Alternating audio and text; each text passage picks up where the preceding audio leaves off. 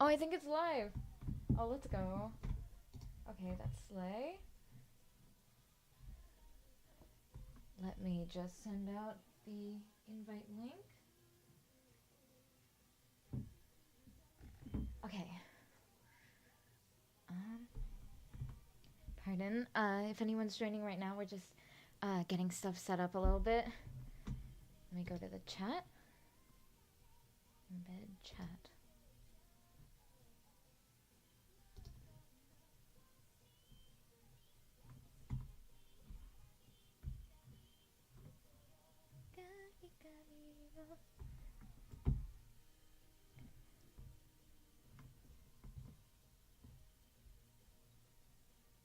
Okay, it notified me that the stream is now live, which is a good thing because I was worried that we were gonna have a little bit of technical difficulties this time.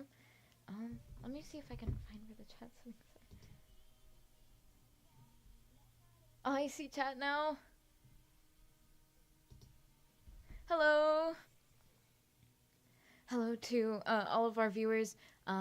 Welcome to our Samurais of Sound community stream, where we can talk about, primarily voice acting and the upcoming workshops that we have with our amazing, talented voice actor teachers, as well as things like sound engineering for music. Our studio does a whole bunch of stuff.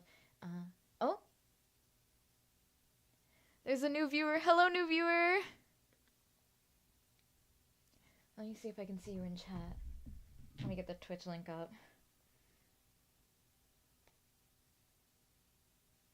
Pardon. We're still getting the stream set up a little bit here. Oh, hello to all the new viewers!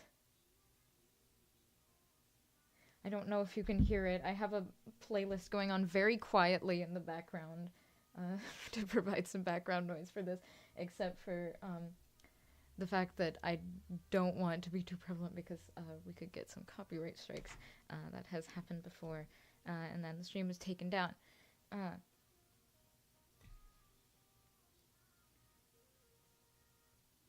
Okay, now I can see who joined. Let me welcome some people into the Zoom who might be waiting. Oh, we have participants.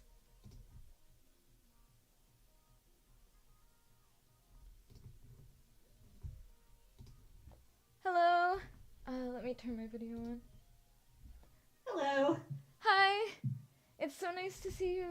Would you like to maybe introduce yourself to our viewers? Maybe talk about a little bit about how you learned about Samurais of Sound, and maybe some cool stuff that you're working on, whether it's voice acting or any kinds of artistic stuff. Oh, okay. So I didn't know I had to introduce myself. Oh, it's okay. Sorry It, about that. it's all good.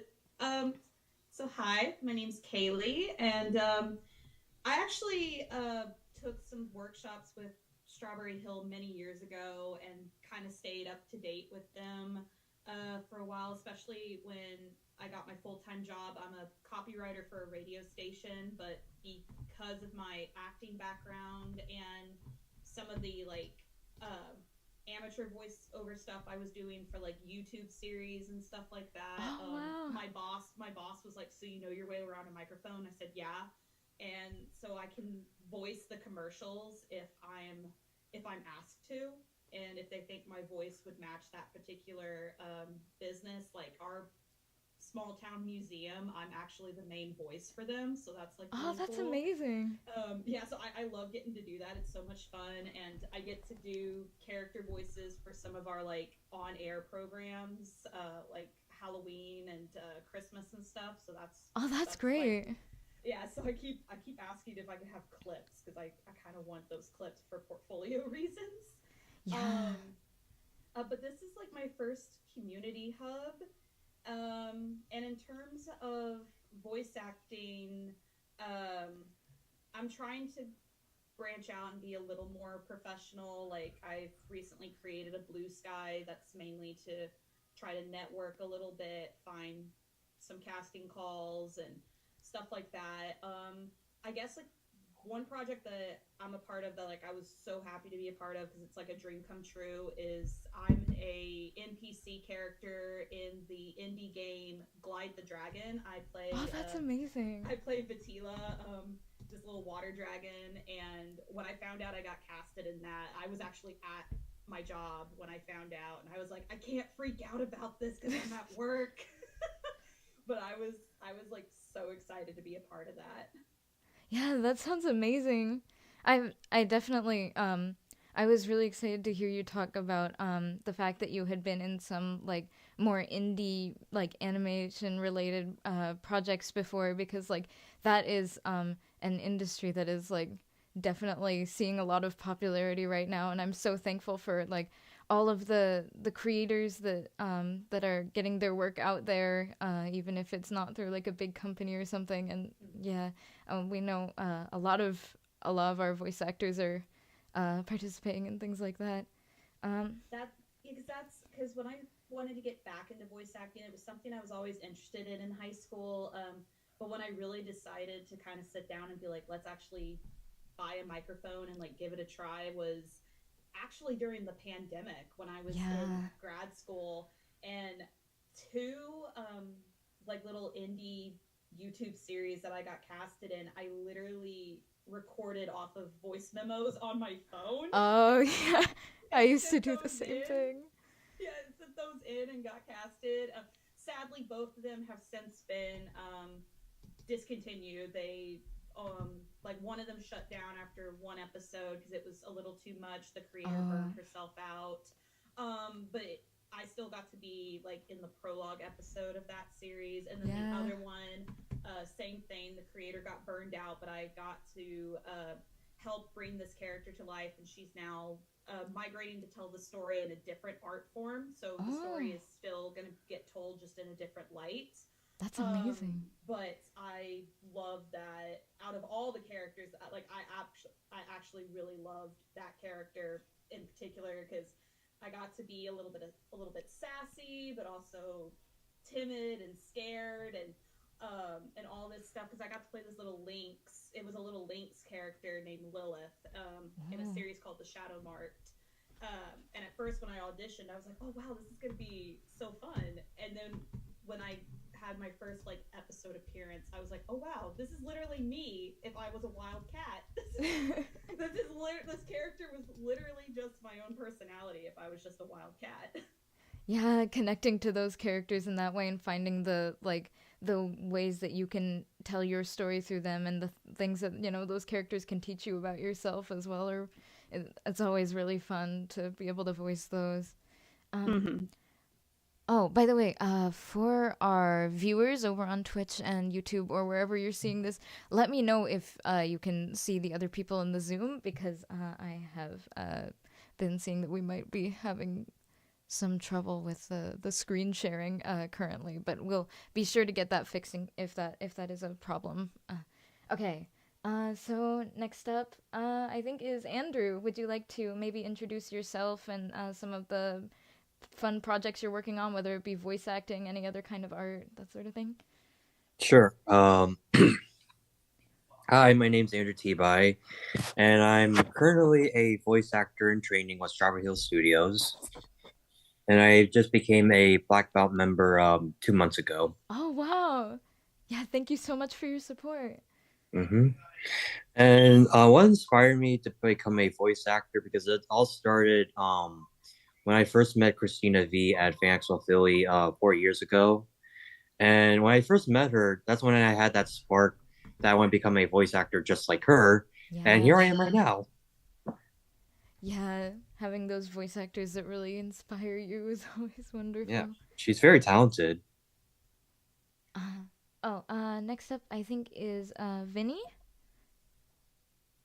Yes, how's it going? My name is Vinny Ali. I'm a working actor based out of Philadelphia.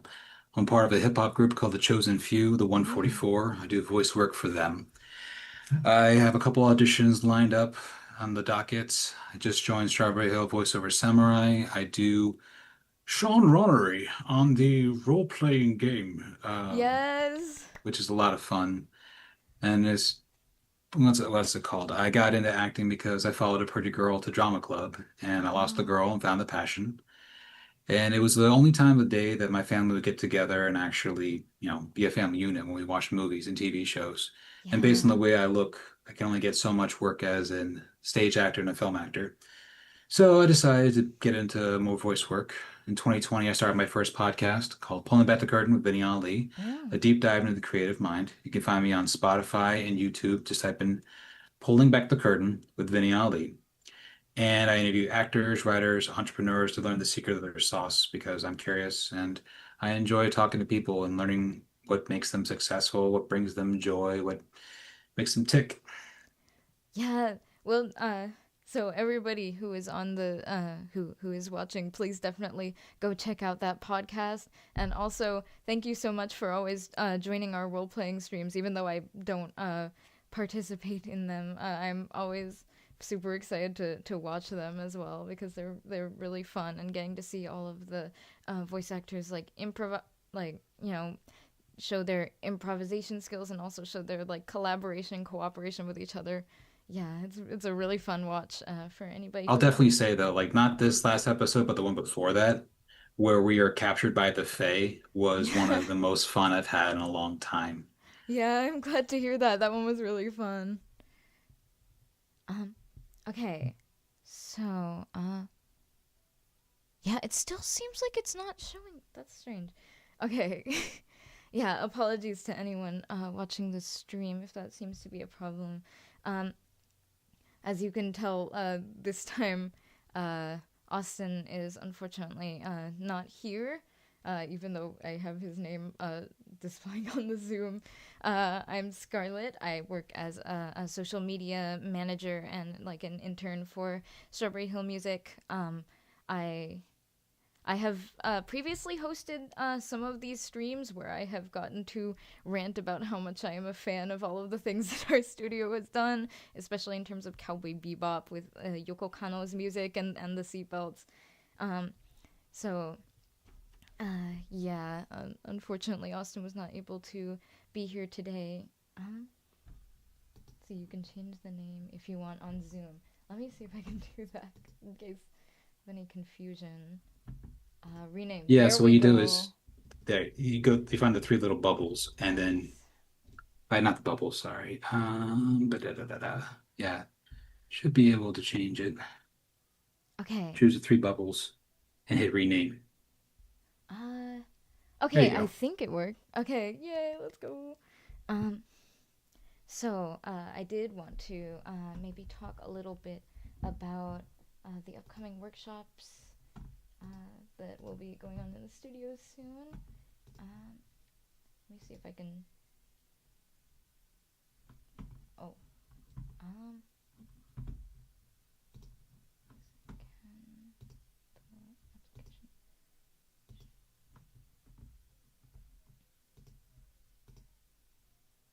Um.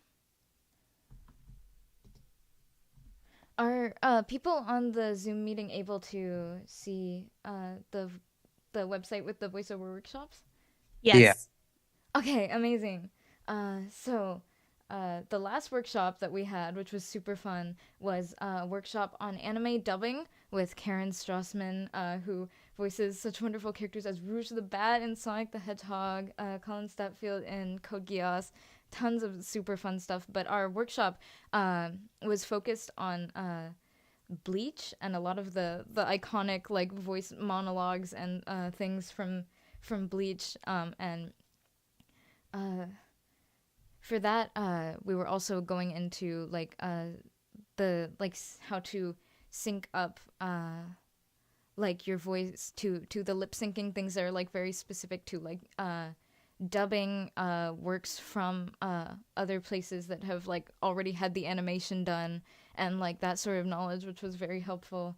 Um, our upcoming workshops, there is another one with Karen Strassman coming up in October, which is our Creatures and Monsters voiceover. If you are interested in anything that is related to like wanting to diversify the type of voices that you'd like to do and being able to learn how to get in character for all sorts of fun, fantastical creatures, that is a workshop that will be right for you.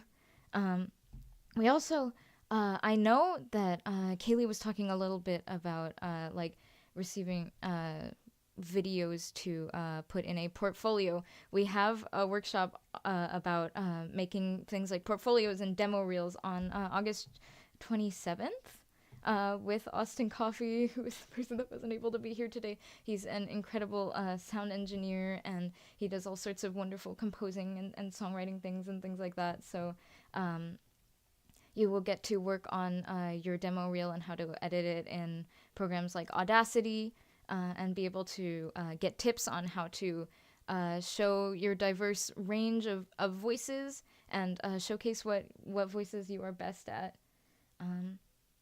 And the last of the ones that are currently scheduled is being a casting director for a day with the main casting director for Blizzard, which is behind titles like Overwatch, Diablo, World of Warcraft, all sorts of wonderful titles like that. And you get to be put in the shoes of someone who is a casting director to find, this in this masterclass you will find people that will, have the star power to bring characters to life and talk more about the directing side of these works.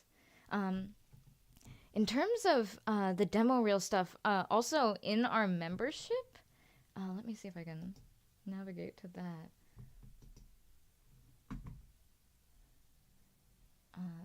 There are specific benefits related to the demo reels. We can, if you are a member, you get to get your demo reels critiqued, or we can also assist with the production of the demo reels themselves. And as you can see, there are also all of these other things that you get from a membership, such as access to our workshop of our vault of many of or all of our past workshops, as well as discounts on our upcoming ones. And there are also specific courses. As you can see in our resources tab, we also have courses that are made by like famous composers like Kevin Penkin, or voice actors like Morgan Berry, that you can also receive through our membership as well. So there's a ton of resources if you're wanting to get into voice acting through that. One thing that I wanted to talk about, let me stop sharing the screen if I can figure out how to do that. Okay. Wow, Restream is really not showing me anything. Okay, that is fine. We will figure it out. We can do this. One thing that I wanted to talk about in terms of the workshop for creatures and monsters is one thing. Oh gosh, I don't know how. I have suddenly become, even though like I am honestly, compared to all of the amazing other voice actors that are in our list of voice actors, I am very much still, on the amateur side of things. But like in terms of practice, I seem to have been spending most of my summer that I'm not at school being the kind of person that like spends all of her free time learning to do like impressions of all of the characters from the media that I'm hyper fixated on. I know a lot of voice actors can relate to that sort of thing. And like it gets to the point sometimes in some days where it sounds like I'm like doing an impression of my own voice once I shift back into it. Are there others who are maybe inspired, who like to do impressions or are inspired by the voices of any particular voice actors or media currently that is sparking their imagination lately? Okay, I'll go with Vinny because I think Well, Jim Cummings put it best. If you can do an impression, that's great. But if you do a bad impression, that's a brand new character. True. So that's the big thing that's been for me. Like, I do my Sean Connery impression. It's not great, but it's a brand new character. It's fun to do. Yeah, I think honestly that was very impressive, but also yes, the little bits of your own inflections that you can put into it can add something of your story into like pre-existing characters, and that's another thing I wanted to talk about a little bit. But I will I'll oh, somebody entered the waiting room. Uh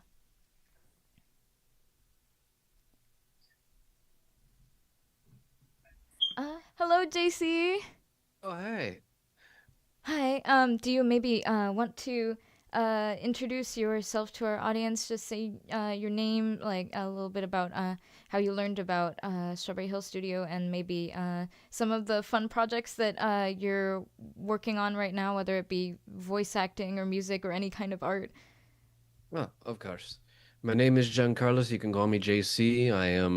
I've been voice acting, training under voice acting since 2022 or 2023. Under first Joshua Seth. Then I met Karen Strassman through Ria Voice LA. She was one of my biggest inspirations. Yes. And still in Strawberry Hill, up to this day, I managed to train under three this year, including Wendy Lee.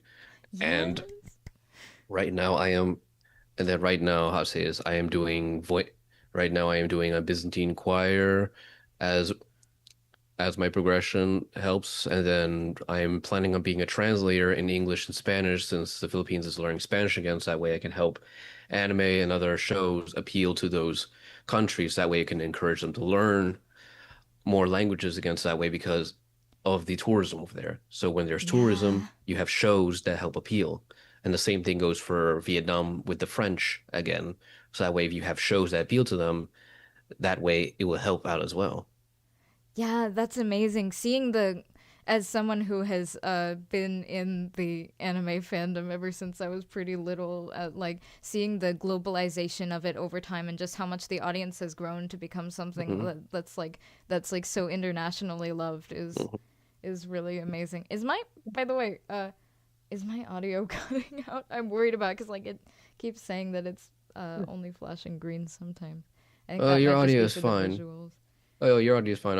Oh yeah, Andrew, I'm not Filipino, but I do know Spanish. That's why I'm helping out That's because of that right amazing. there. So that way, it's like it builds a bridge into building a wider global community for houses, for anime, TV shows, and video games. So that way, it's like the people know the local language, and then they know two more languages to help them give wider opportunities, and maybe establish studios there one of these days. Because I am going to be translating in Japan from English and Spanish. Yes, I just know you will be able to achieve your dreams. So yeah, if But there's, we will make sure to do our best to support you in that in whatever way we can. And like, I was especially like excited coincidentally when you were talking about Karen Strassman because we were just talking a little bit about one of the upcoming workshops, the Creatures and Monsters workshop with Karen Strassman that's going to happen in October, and talking about like doing impressions of characters that are different from like the range that you usually do, or like making your own like fantastical oh, fantasy creature and monster characters.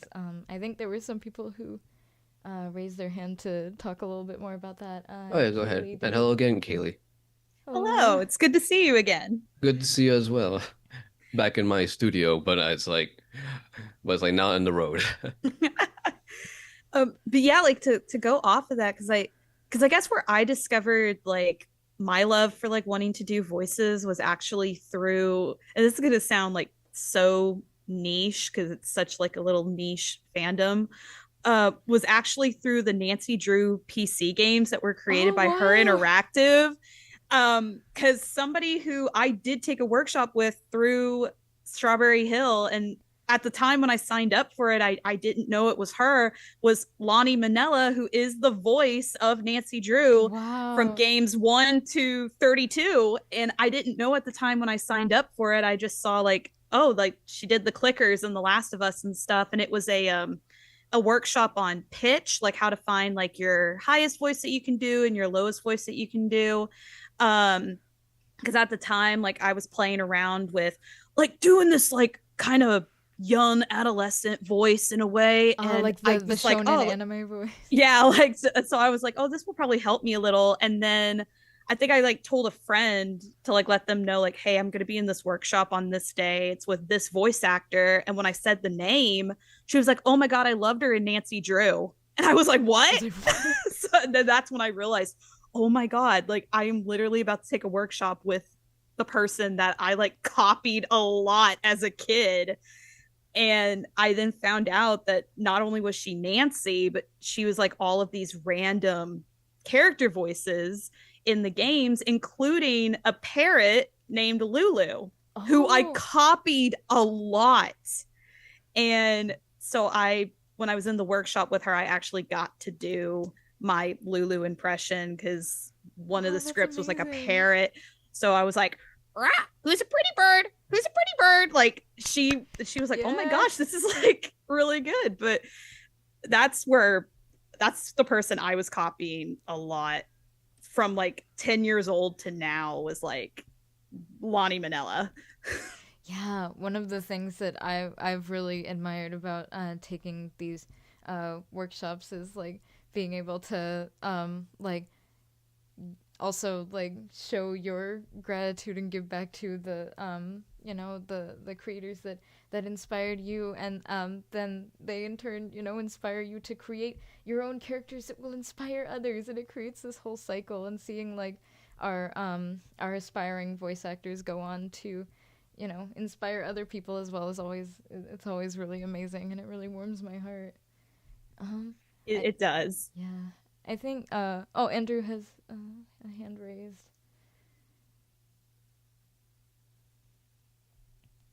Well, I could do pretty much some character impressions too as well.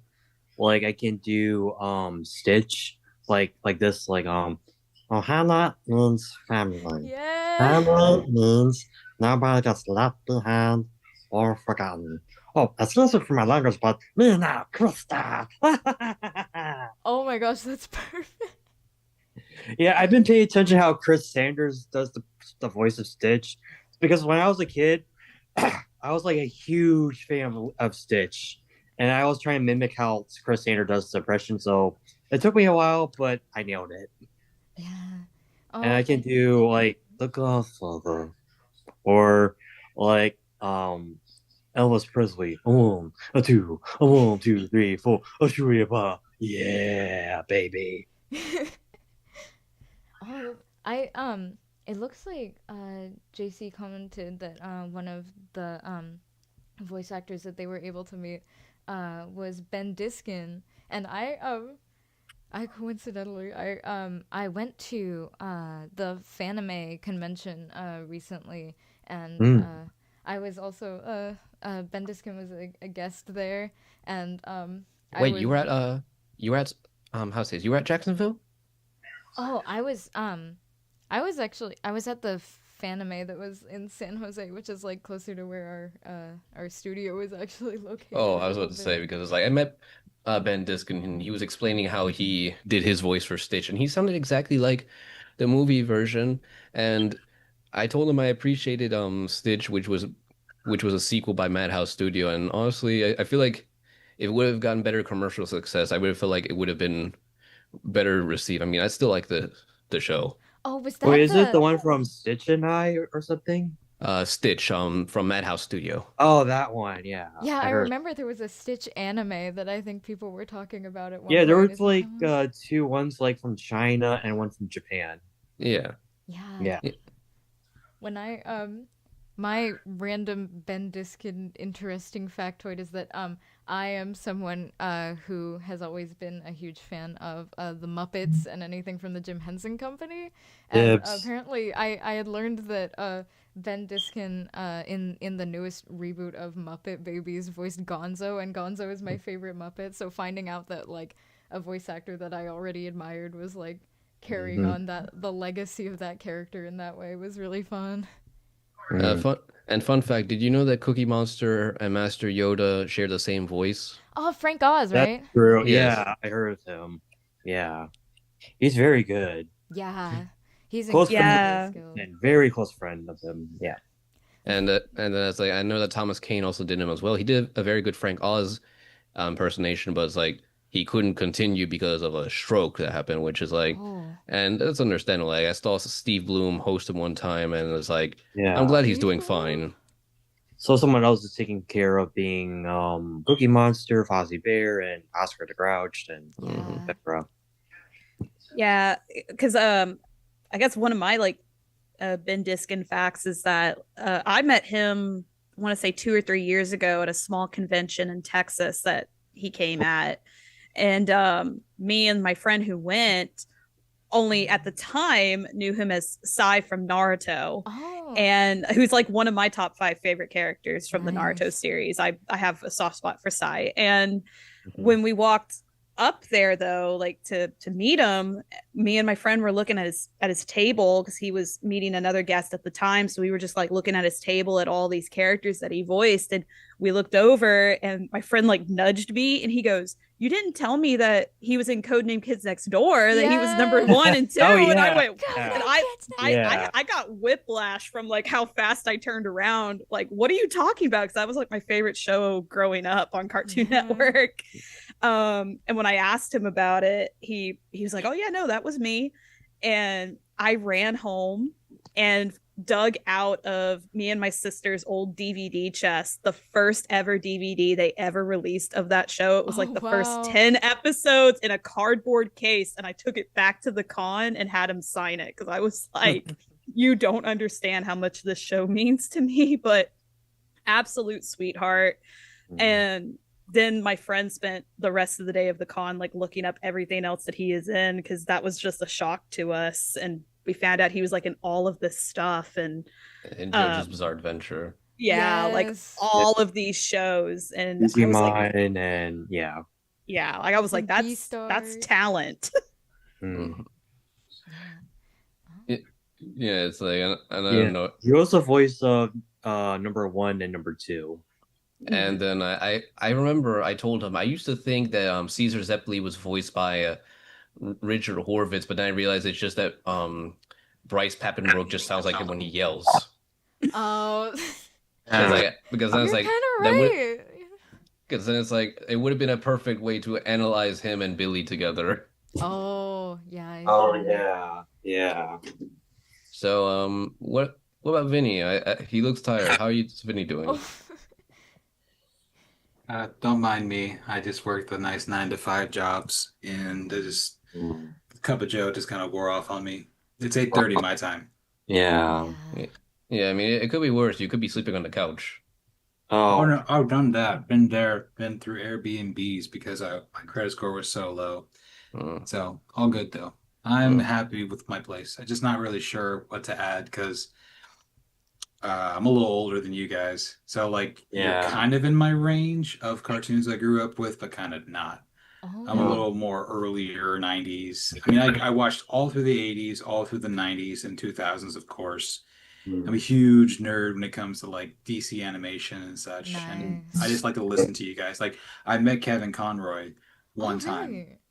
and I was cool, and it was cool. Like like he was everything I wanted him to be. Yeah. And when I went to his Q&A, I asked him, by question I asked every single actor I ever meet, what got you into acting? And he Yeah. spent Yeah. 12 minutes explaining to me his journey. And Batman was the first voiceover job he ever auditioned for. Took like 50 times or whatever, like all people, but he got it. And he was the first to understand the dichotomy. There's the man, and then there's the mask. And who is he really? He is the mask. The Right. man is just his facade. Yes. Anyway, just sometimes I'm more of a listener when you guys start nerding it up because I just enjoy it. Yeah, and I get that, And with the cons, like after I saw, people like JDF pass and stuff like that, it's like, it inspired me to go to cons, because it's like I never know if these guys have tomorrow. I met Peter Cullen, who did Optimus Prime, and he also did Eeyore, and he made the vocalizations for the Predator by mixing Wow. crab noises, by mixing boar, elephant, and noises right there, which actually would be helpful for monsters and which I'm actually studying for the monsters and workshop with Karen Strassman.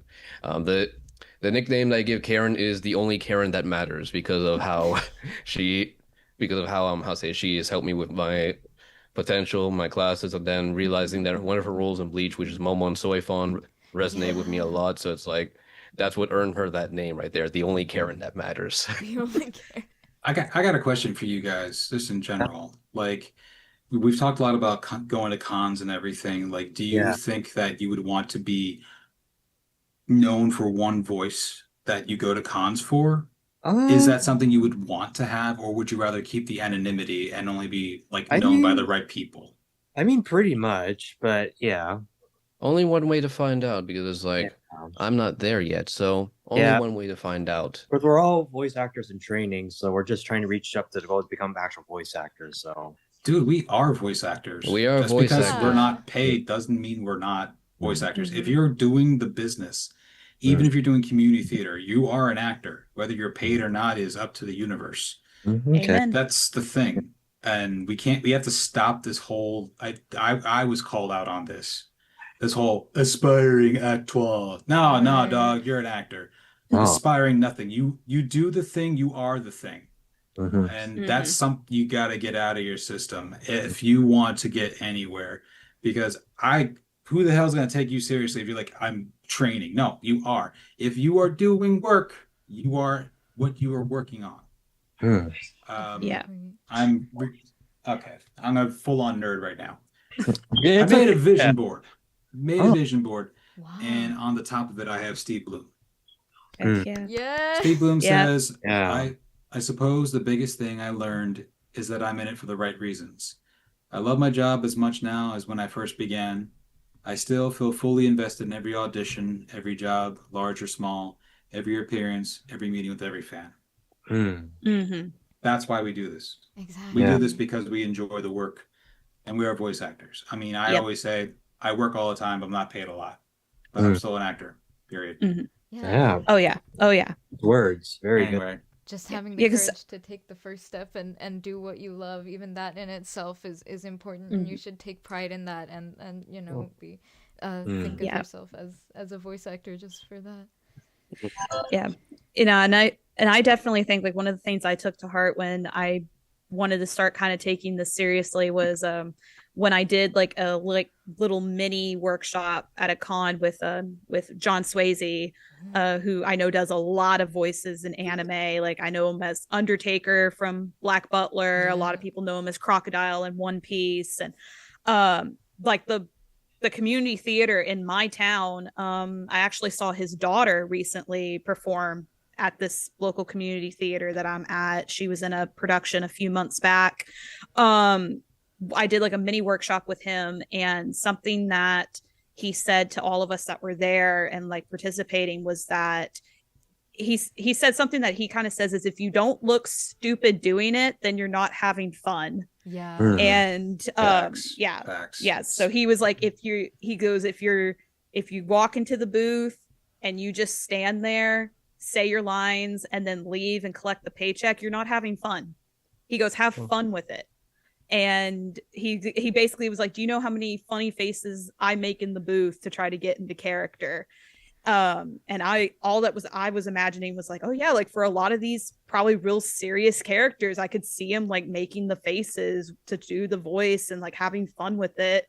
And something that I do, and I think it just comes from the years of doing high school theater and then going to college and getting a degree in theater, is I find myself whenever I'm recording auditions moving my hands and actually being energized like with my auditions and like having fun with it, because that's something I took to heart from him, since it was like the first workshop, even though it was like a small mini 1 hour one that I ever did for voice acting. And that's something to this day I still take to heart. Have fun with it. Even when I record my commercials for my job, I go into that booth and I'm sitting there with that mic just having fun with it. Yeah. Because the thing is, like, you know, the standard in film and TV is copy, credit, food, and voice work. And a lot of times, directors, cast directors forget that. So the only thing that they can't take away from you is your experience. And that's the only way I've been able to survive 22 odd years of doing this thing, is because I get ganked a lot, but they can't take away the growth I've had and the experience I've gained from this. Yeah. So to all you people that are streaming and whatnot, You got to do this thing because you enjoy the work. You enjoy stretching it and building. Because if you don't enjoy it, you're just screaming into a piece of metal for fun, which can be fun, but you have Yes, to and enjoy it. yeah, that is true because I remember whenever I talked to Karen, we talked about how sometimes certain characters there are certain emotions that we have felt. I don't know if you ever heard of Italian opera or theater like Pagliacci, where Yeah. basically Pagliacci basically is where they first start the play. It's like these are real emotions by real people sometimes because the director based it off of a story where two Italian brothers got arrested for the unalivement of his lover for committing infidelity on him. And Oh. basically when when the main star Pagliacci puts on the makeup in the one scene, he basically he's basically forced to put on a mask even when performing after discovering his wife's infidelity. And then during the play they thought that the village thought that the clowns were just putting up a play when he was asking who is the lover, and then obviously right there it ends in tragedy right there. So Pagliacci is a very good example because everyone has felt a sort of happiness, sadness, bitterness, anger, any sort of emotion right there. So it's like you feel what the character is feeling right there will sort of resonate right there. You don't agree with certain methods, obviously, but obviously you can relate because everyone has always felt something from that character, or Right. you have in one point related to something, maybe not to a greater extent, but something that makes you want to right there. And that's where it's like I look at it with the voice acting right there. We've all, it's like it's sometimes emotions done by real people, like not like how to say it's scripted, because then we're gonna sound like the teachers from Charlie Brown going womp womp Yeah. womp womp womp womp womp womp. It's not gonna be how to say this. It's not gonna get people's attention. Now, if it's raw emotion that has actually been felt, that's what's gonna catch people's attention because people want real emotions by real people. Right. There's something It's just having a conversation. That's Yeah. all it is. Yep. exactly. And figuring, I mean, my three rules are what do I want? What's my way? How am I going to get it? And you can take any story from Star Wars to the Scottish play Macbeth. Mm-hmm. Lion King is just Macbeth with lions. Yeah. Let's be real. No, Hamlet. It's Hamlet. Hamlet. It's Yes. Hamlet with lions. It's Hamlet with lions. The uncle kills the dad. The uncle tries to kill the son. The Mm. son comes back to fight the Mm. uncle to take back his place. It's Hamlet. He even talks to his dead dad as a ghost. Mm. So all I'm saying is you're on the right track. I mean, we have the opportunity to help people cathartically go through emotions they can't process as a kid. Mm. I mean, when I was a kid, I couldn't stand up to my bully, but Batman could. And he taught me to just stand your ground, face him down, and it's helped me get through the day. I mean, I do WWBD. What would Batman do in situations because of Kevin Conroy? Yeah.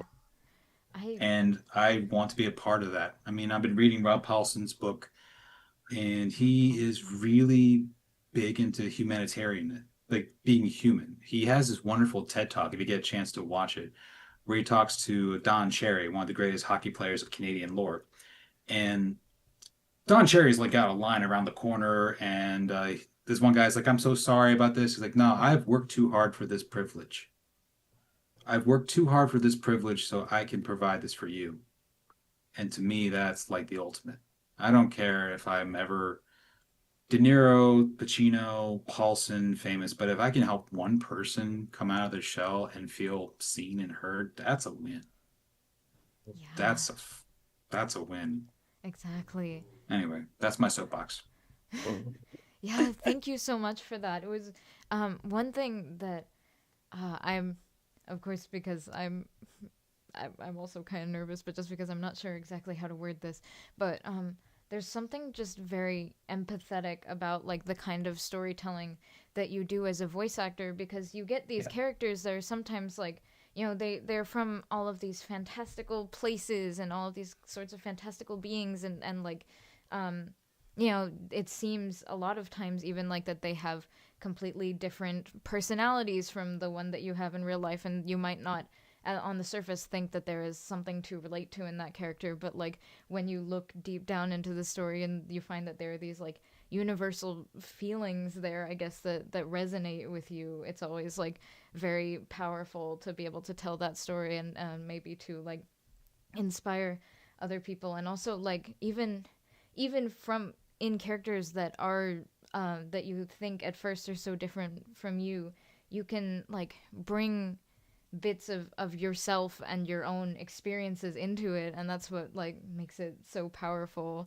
And like even in the inverse, because I know that we were talking about like being known for one specific type of character, it's like even in situations where someone might be typecast as one specific type of character, like finding like what each director and what each story like brings something new to maybe that archetype that you didn't see in it before, and like really, I don't know, honing in on that and like relating to it is like, I don't know, it's a very powerful No, thing. it's empowering and it's fun. It's why we do Yeah. this. I mean, like Marcus Aurelius once said, "You don't step in the same river twice." Right. Like the look at okay, I'm gonna do it. Kevin Conroy's evolution of Batman from the animated series into Batman Beyond, where he's old man Batman, where he's more Batman than he is Bruce Wayne. Like you can have those nuances grow with you as you age. And even if you reprise a role, you're going to have different energies and different experiences to pull from. Yeah. That's what makes acting so fun. Because like the one thing about acting, I will say that is different from all the other arts is the older you get, the more interesting you get. Because I mean, like look at anyone that becomes a father, anyone that becomes a mother, anyone that becomes an uncle. Like William for me, Shatner. there you go. Well, what I'm saying is like you just get a deeper understanding of things. Because I became an uncle, I can play father roles much more easier, and I can just have greater protective instincts because of it. That's just one of my experience. And like I like where you're going with Scarlett, that like we need to just embrace the opportunity as it comes, and different directors will have different views of how to do things, but it's always exciting, and that's always just like energizing when you vibe with a character, especially when the audience is like, bro, I went on a journey with you. That's the greatest compliment I've ever experienced ever. I went on a journey with you. Yeah, because another voice actor I can think of that's just like that, like you watch his performance, like you're watching the character go through this whole journey. I don't know if anybody else will agree with me.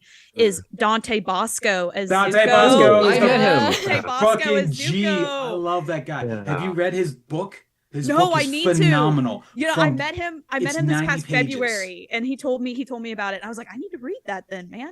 It's a great short read. You would really, I vibe with that thing so hard. I've had to read it 3 times. I was just so stoked about it. It's like, this is an ethnic actor that has gone through everything. And one of the biggest things that like his one passage about how he got into a teacher that was into huge worship. That is something that we have to be very careful about. Like some teachers are like all about, you can only do things a certain way. Yeah. Her influence leached into everything he did. And that story helped me make a left-hand turn from taking this one teacher in the past 3 weeks. I was like, I am not about to have this individual leach into my life like that. Right. Anyway, sorry. Your turn. No, it's all good. No, like I just wanted to say that because like this is gonna sound so embarrassing. Avatar: The Last Airbender came out was coming out when I was a kid. All my friends were watching it. And I could not catch the episodes in time. I lived with 2 other sisters, and we always would fight about what we wanted on TV. And when it came to Nickelodeon, if it wasn't SpongeBob, iCarly, or Victorious, they didn't want to watch it. Yeah, they did not want to watch it. So I didn't get to experience Avatar: The Last Airbender as everybody else did. I didn't watch it all the way through until 2023, 2 years ago. I finally sat down and watched it. But here's the thing. Because you are older now, you get to experience it the way much deeper than ever before. Like the layers. I will watch Iroh Wisdom lo-fi. while I'm working, just to hear him talk about how important it is to live in the presence and to find out what do I truly want in my life? What's my path? Mm-hmm.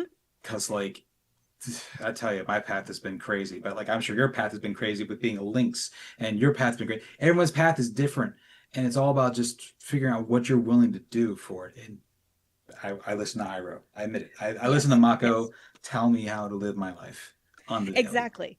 Yeah, but I just remember watching like all of book one and instantly fell in love with Dante's performance as Zuko. Yeah. I immediately was like, I don't know what I'm watching right now, but this is like so much more than just him playing this character. I feel like I'm watching a story unroll in everything he's doing.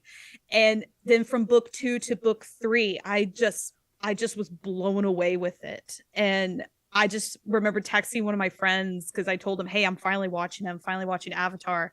And he would check in with me like, hey, where are you at? Like, have you gotten here yet? And all I kept texting him was, dude, the voice acting in this show is phenomenal. Like, it's so good. I was finding it hard to believe that this was a children's show with that good of voice acting. Not only that, the writing was fantastic, and it just made you think. It was thought provoking. I mean, that's the genius behind, and it lasting so long. And Iroh, one of my favorite thing Iroh says is, if you take knowledge from one source, it becomes stale. But if you take it from multiple, you can incorporate it. Like when the lightning bending, that was water bending. A Fire Nation general that has been around the block like hell of a time is learning from his sworn enemy how to do something. That's why I like doing voice work, stage, and film work, and everything else that I do, because you could pull different things, nuances into the thing. I don't get to talk nerd very often, so like I am like this, like combining like nerddom with acting is like my happy place. So thank you guys. This was totally worth not going to bed early for. Totally worth it. I'm an old man. I need to wake up at 4:30 before the day begins. Because that's when the people need me. I gotta make the donuts every day. Yeah, I feel the same way. Yes. This is why I wake up in the morning. To just get on the mic, to get on the stage, get in front of the camera, just something. Because like, dude, this place is it's one place that makes sense. Everything else is just like I'm just biding my time. Yeah, so it's like, because it's like the one place where I can actually feel like myself, because when I go to college, sometimes I see people who are 40, 50, or old enough to be my dad or my granddad, and then some of them tell them that because they made the decisions that they were under peer pressure and they couldn't, how say this, build the courage or how say this, consciousness to feel confident with their decisions. And honestly, that's what got me into the voice acting. It's like, I'll continue my side jobs, but the voice acting is gonna get me where I want to be, alongside my animation and stuff right there, because it's like I actually feel fulfillment right there because of the fact that I'm not forced to do something I don't want to do. These are characters I can relate with. These are things I can unite people with, because it's like, I respect other people's professions, but it's like, if in a time of where people want to, have pissing contests that don't get anyone anywhere, it's like, it's not worth it right there. And I honestly feel like voice acting and animation brings people together because it helps people realize they're not really so different from each other. It's like, look at me, my grandparents came from Spain in World War II, my cousins came out of Cuba, and then it's like my godparents came out of the Balkan Wars and how's this during how's it Middle Eastern War. So it's like, I already have enough of those divisions in my life from experiences from other people. I don't want other people to have that in return. I want them to, I'm not saying there's no right to feel frustrated or angry at the world sometimes, but at the same time, there should be a sense of, thinking twice before anything else, because this sort of art brings people together. It's not just a profit thing. It brings people together to realize that you're not really different from each other, and certain characters can have redemption arcs like we can, and that's what I love right there. And also, Scarlett, I haven't known about you, at least. So could you catch me up with you? Okay. I think I prefaced a little bit that I went into the studio initially through they had courses for high school students when I was back in high school, and they still do now, for music production and for learning how to start a career in music. And as soon as I learned that these were the voice actors and the musicians that worked on things like Cowboy Bebop and Made in Abyss and like all of the soundtracks that I was like already idolizing so much, and it was right here, like near me, like it was just an honor to be able to participate with it in you know, in any way, shape, or form. And now I'm getting to intern with them for marketing, and I also it's helped me a lot and inspired me to pursue, you know, writing my own songs and producing my own music. That's primarily what I've been doing. I'm kind of just starting out in terms of like actually trying to pursue the voice acting part of that journey just through like fan sort of like independent content. But like, yeah, it's been an amazing experience all around. Yeah, it's a very amazing experience so far. It's like I said, things are not overnight processes, and honestly, I like to challenge expectations because of the fact that it's like I said before, this community has brought me more joy than I have with anything else I've worked with right here. And this is what I like. And then the fact that I'm gonna get an opportunity to translate for the Japanese directly Yeah.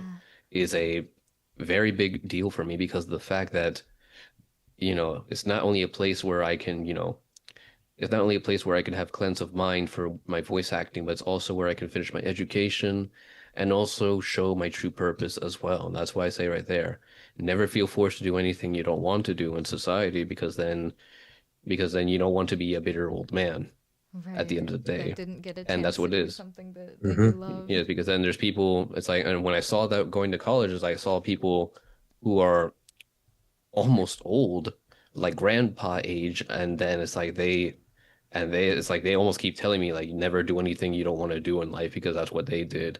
And it really struck me because it's like, you know, I saw a lot of people who are either divided, people who are either not so up there upstairs, or some people who just don't realize it's okay to be human and not always. It's like if you fall over once, it's like it's not a matter of how you did it, it's a matter of how you can get back up right there. And that's what it is. And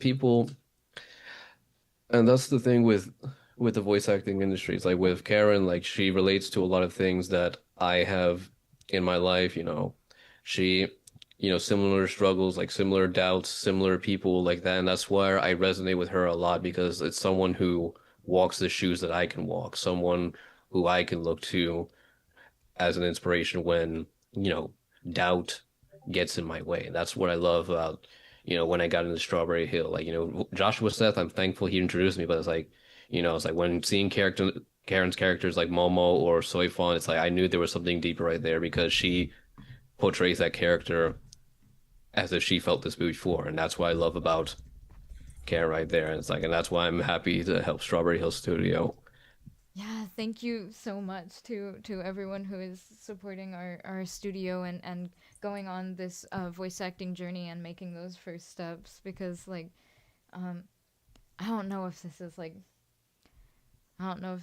like a weird thing to say on here, but like there had been a lot of times like before I like actually wanted to like before I had taken the steps to like request, you know, to volunteer with the studio and everything, where I had almost like I felt almost like I wasn't, well, obviously I still do have a lot to learn and a long way to go in this sort of stuff, but I felt almost like I wasn't deserving of like taking those first steps or making a start in this because I wouldn't be skilled enough. Imposter syndrome. Yeah, or I wasn't skilled enough. You at have the a wicked moment. bad imposter syndrome. Yeah, I didn't feel like I could measure up or anything like that, or I didn't deserve those opportunities. But just like just know for all of you that like no matter what character you're telling that story through or whatever, your story is important and your expression of yourself is something that will be helpful to so many people, even if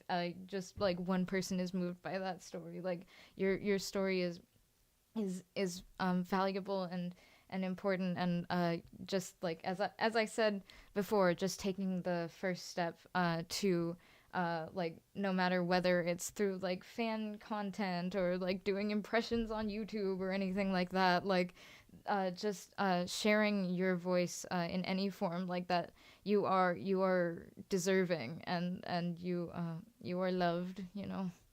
You guys know that they do voiceover challenges on TikTok, right? Yes, I've seen Yes. those. They are super fun and super good at sharpening the saw.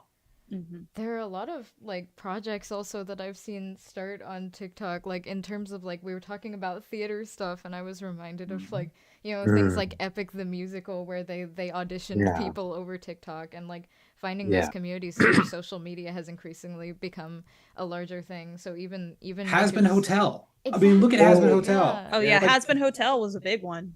Dude, like they freaking got exploded after the pilot finally dropped on YouTube, and now they're on Amazon. I think they're on season 2.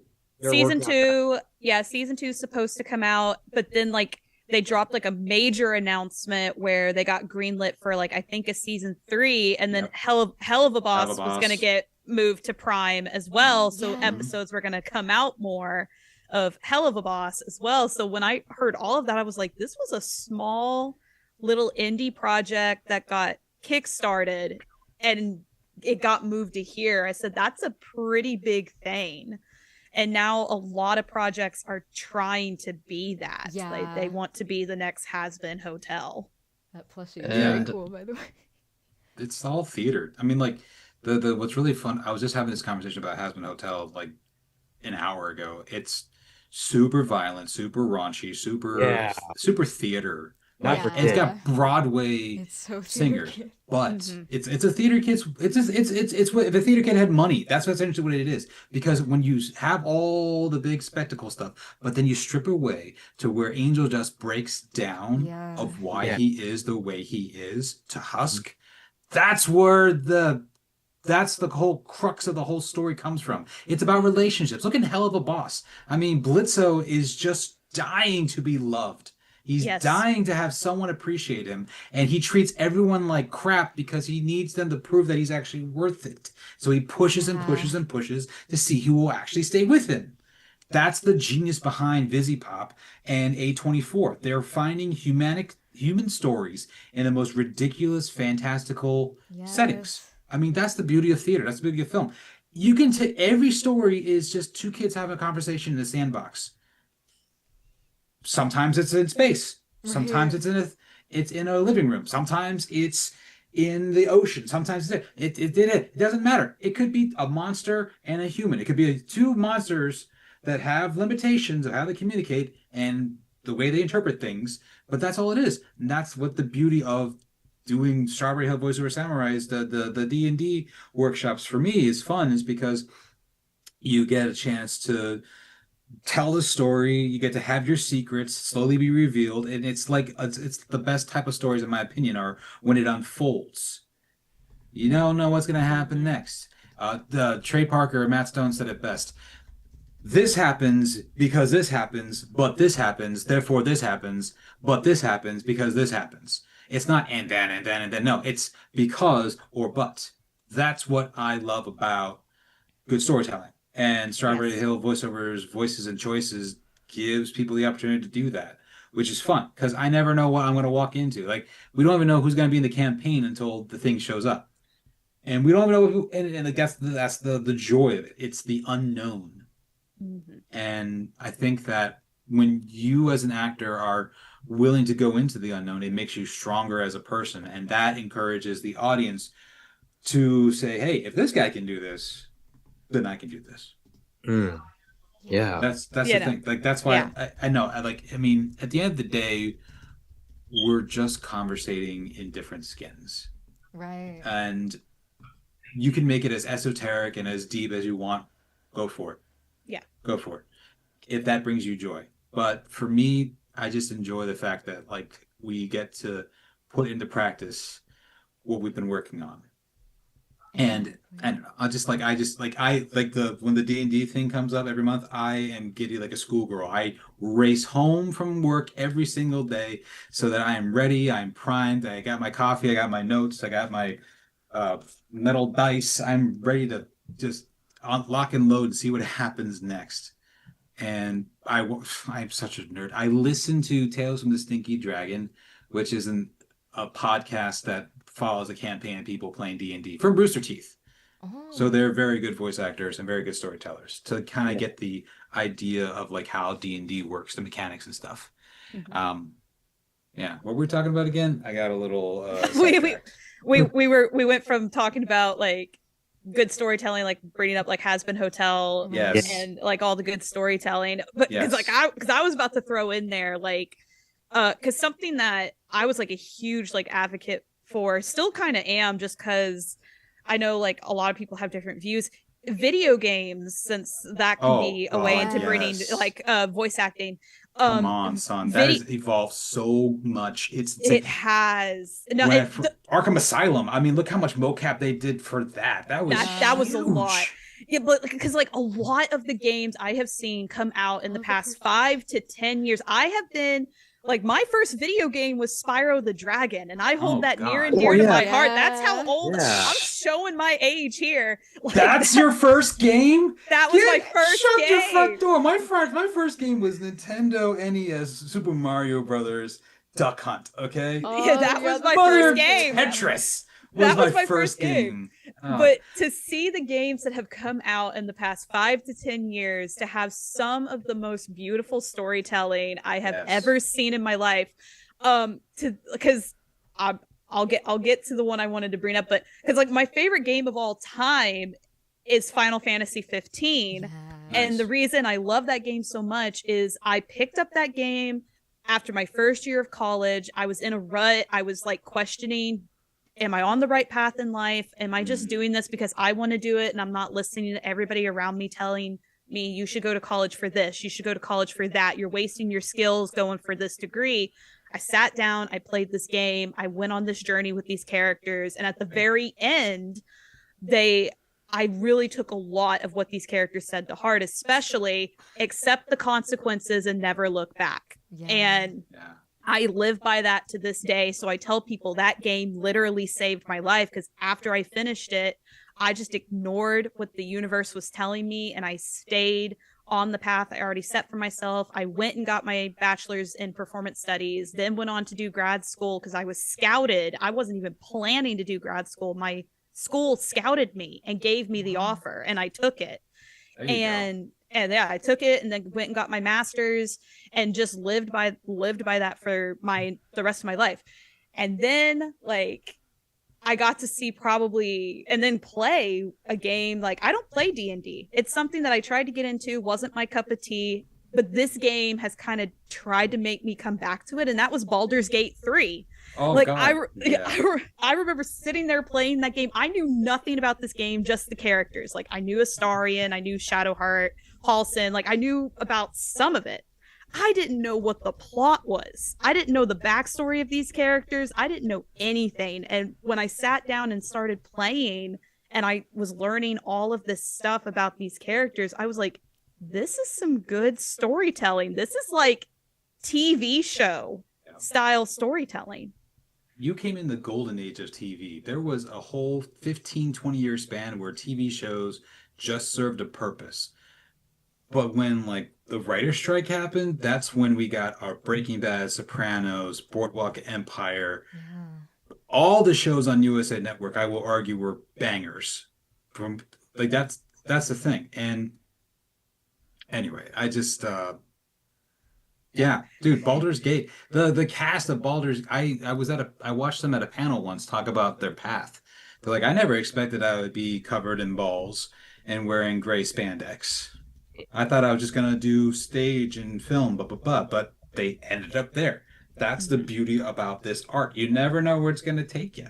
Exactly. And they pick up their ball and they ran with it, and that's where they are now. And BT Dubs, they actually do live campaign of Dungeons and Dragons with the cast, and it is amazing. Astarion is so charming and entertaining. He's like, I'm really bored. Let's start a fight. Fight. What do you mean start a fight?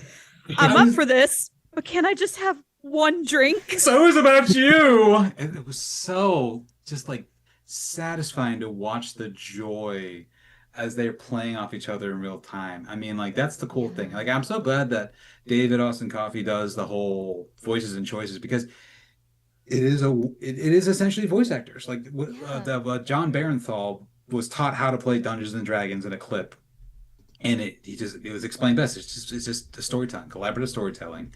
This big burly dude was getting into it because he's an actor.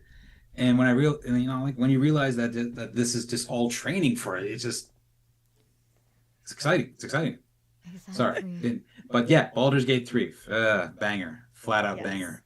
Yeah, I literally like roped so many of my friends after I played it into playing it, like including my old college roommate who was like, nah, D&D. She's like, that's like, eh. I sent her this game and I said, this will make you change your mind. This will make you change your mind. And she was like, all right, I'll play it. She came over to my house. I set it up. I got her all started on a new campaign. She created her character. And I said, knock yourself out. And she looked at me and she goes, so what do I do? I said, anything. You can do anything, man. It's your story. I was like, go ham. And she was like, okay. And then made so many choices that I didn't make, and I just sat there and let her do it. I was like, this is your story, man. Like, go nuts. Yeah. And then we're working on Echoes of Eternity, and honestly, this gave me an idea to send Austin, a fan script of mine, to see if we can, to see if we can do this idea of mine, which is basically like a prequel to Bleach, but in like basically sort of like a Rogue One / Halo Reach, because I always noticed that a lot of people have been liking anime and video games lately, and it's like, and when I saw those two films, it allowed me to see what made those special, but it also allowed me to see what led up to the events right there. So basically, I love those types of stories because those are very underrated, because it not only just shows you what makes the story special, but what leads up to it right there. Yeah. And personally, it's like I can't wait to show him. I'm gonna show him a quick draft right there and see where we go from there. But this is what I love about the D&D as well. It allows you to experience writing your own character how you want it right there. And character development, abilities. Yeah, Andrew's idea of turning something into fried chicken wasn't the best, but hey, it was. I was running out of ideas. I was like, let's do with that. I got a question. Do you guys have bucket list roles you've always wanted to play? Yes. Yes. Kaylee, go. Let me hear what you got. I am dying to hear it. What's your thing? Oh my God. This one. Okay. So there's this anime. It hasn't been dubbed yet. It's old. It's a few years old, and it's called Gukure Kokori-san. It's so, you've heard of it? Oh my God, it's so unhinged. And I want to play Kohina, the main MC of this show, because she talks like a robot. Because she is like, I'm a doll. Like, it's very like monotone. And she's obsessed with cup noodles. And I was like, oh wow, that's all I ate in college. That's perfect. But there you go. She's like at the top of the list for like roles I want to play, because my roles have constantly changed because I can't keep up. Like, I'm like over here like, maybe before this show gets dubbed I will be in the directory. Boom, show gets dubbed. Okay, maybe next season show gets dubbed. Okay. But she is still like at the top of the list because the show has not been picked up for dubbing. Its DVD rights are owned by Sentai Filmworks, but there hasn't been any effort to turn it into a dub. So I'm hoping that I can like send like something in and be like, I kind of want to play this character. Yeah. Because I just think it'd be so fun, and it would be something I could show my family and be like, look, I did something. I did a thing that you would be proud of. Like, I did a thing, and they could sit there and be like, you show no emotion. That's the point. That's the point. Yeah, I You really hope that you show are gets dubbed now because Hmm. you should go yeah, for it. man. Totally. You're servicing the script, Hmm. Yeah. servicing the text. That's what it is. Because that's exciting. What about you guys? What you got? Like what roles Well, you always wanted to do? well, there is a few of them. I always wanted to do Akira from Devilman because I was one of the first characters I Yes. drew, but it's also one of the characters I liked. You know, my father liked Devilman growing up, There you go. and obviously that's one of them. Red Hood because I feel like he doesn't get represented in DC a lot, so it's like it would always be nice to, interpret the anti-Batman to Batman's rogue sidekick slash rogue, and then I always wanted to do Moon Knight as well because Moon Knight is like an unhinged Batman, and it's like I don't care what anyone says, bipolar unhinged Batman is just as entertaining to me because of the fact that it allows him to explore MPD, it allows him to go beyond the limits as well, and I feel like Moon Knight is very relatable right there. So it's like I would want to do that as well. Ichigo, I would like to do from Bleach, if Yeah. there's any chance, or any character from Bleach right there. I wouldn't mind that. So, and that's really what it is right there. The main antithesis on my bucket list to do That's fair. so. So it's like like audition over and over and over again, like with Echoes of Eternity, and that's what I love right there. It's gonna give me an antithesis and the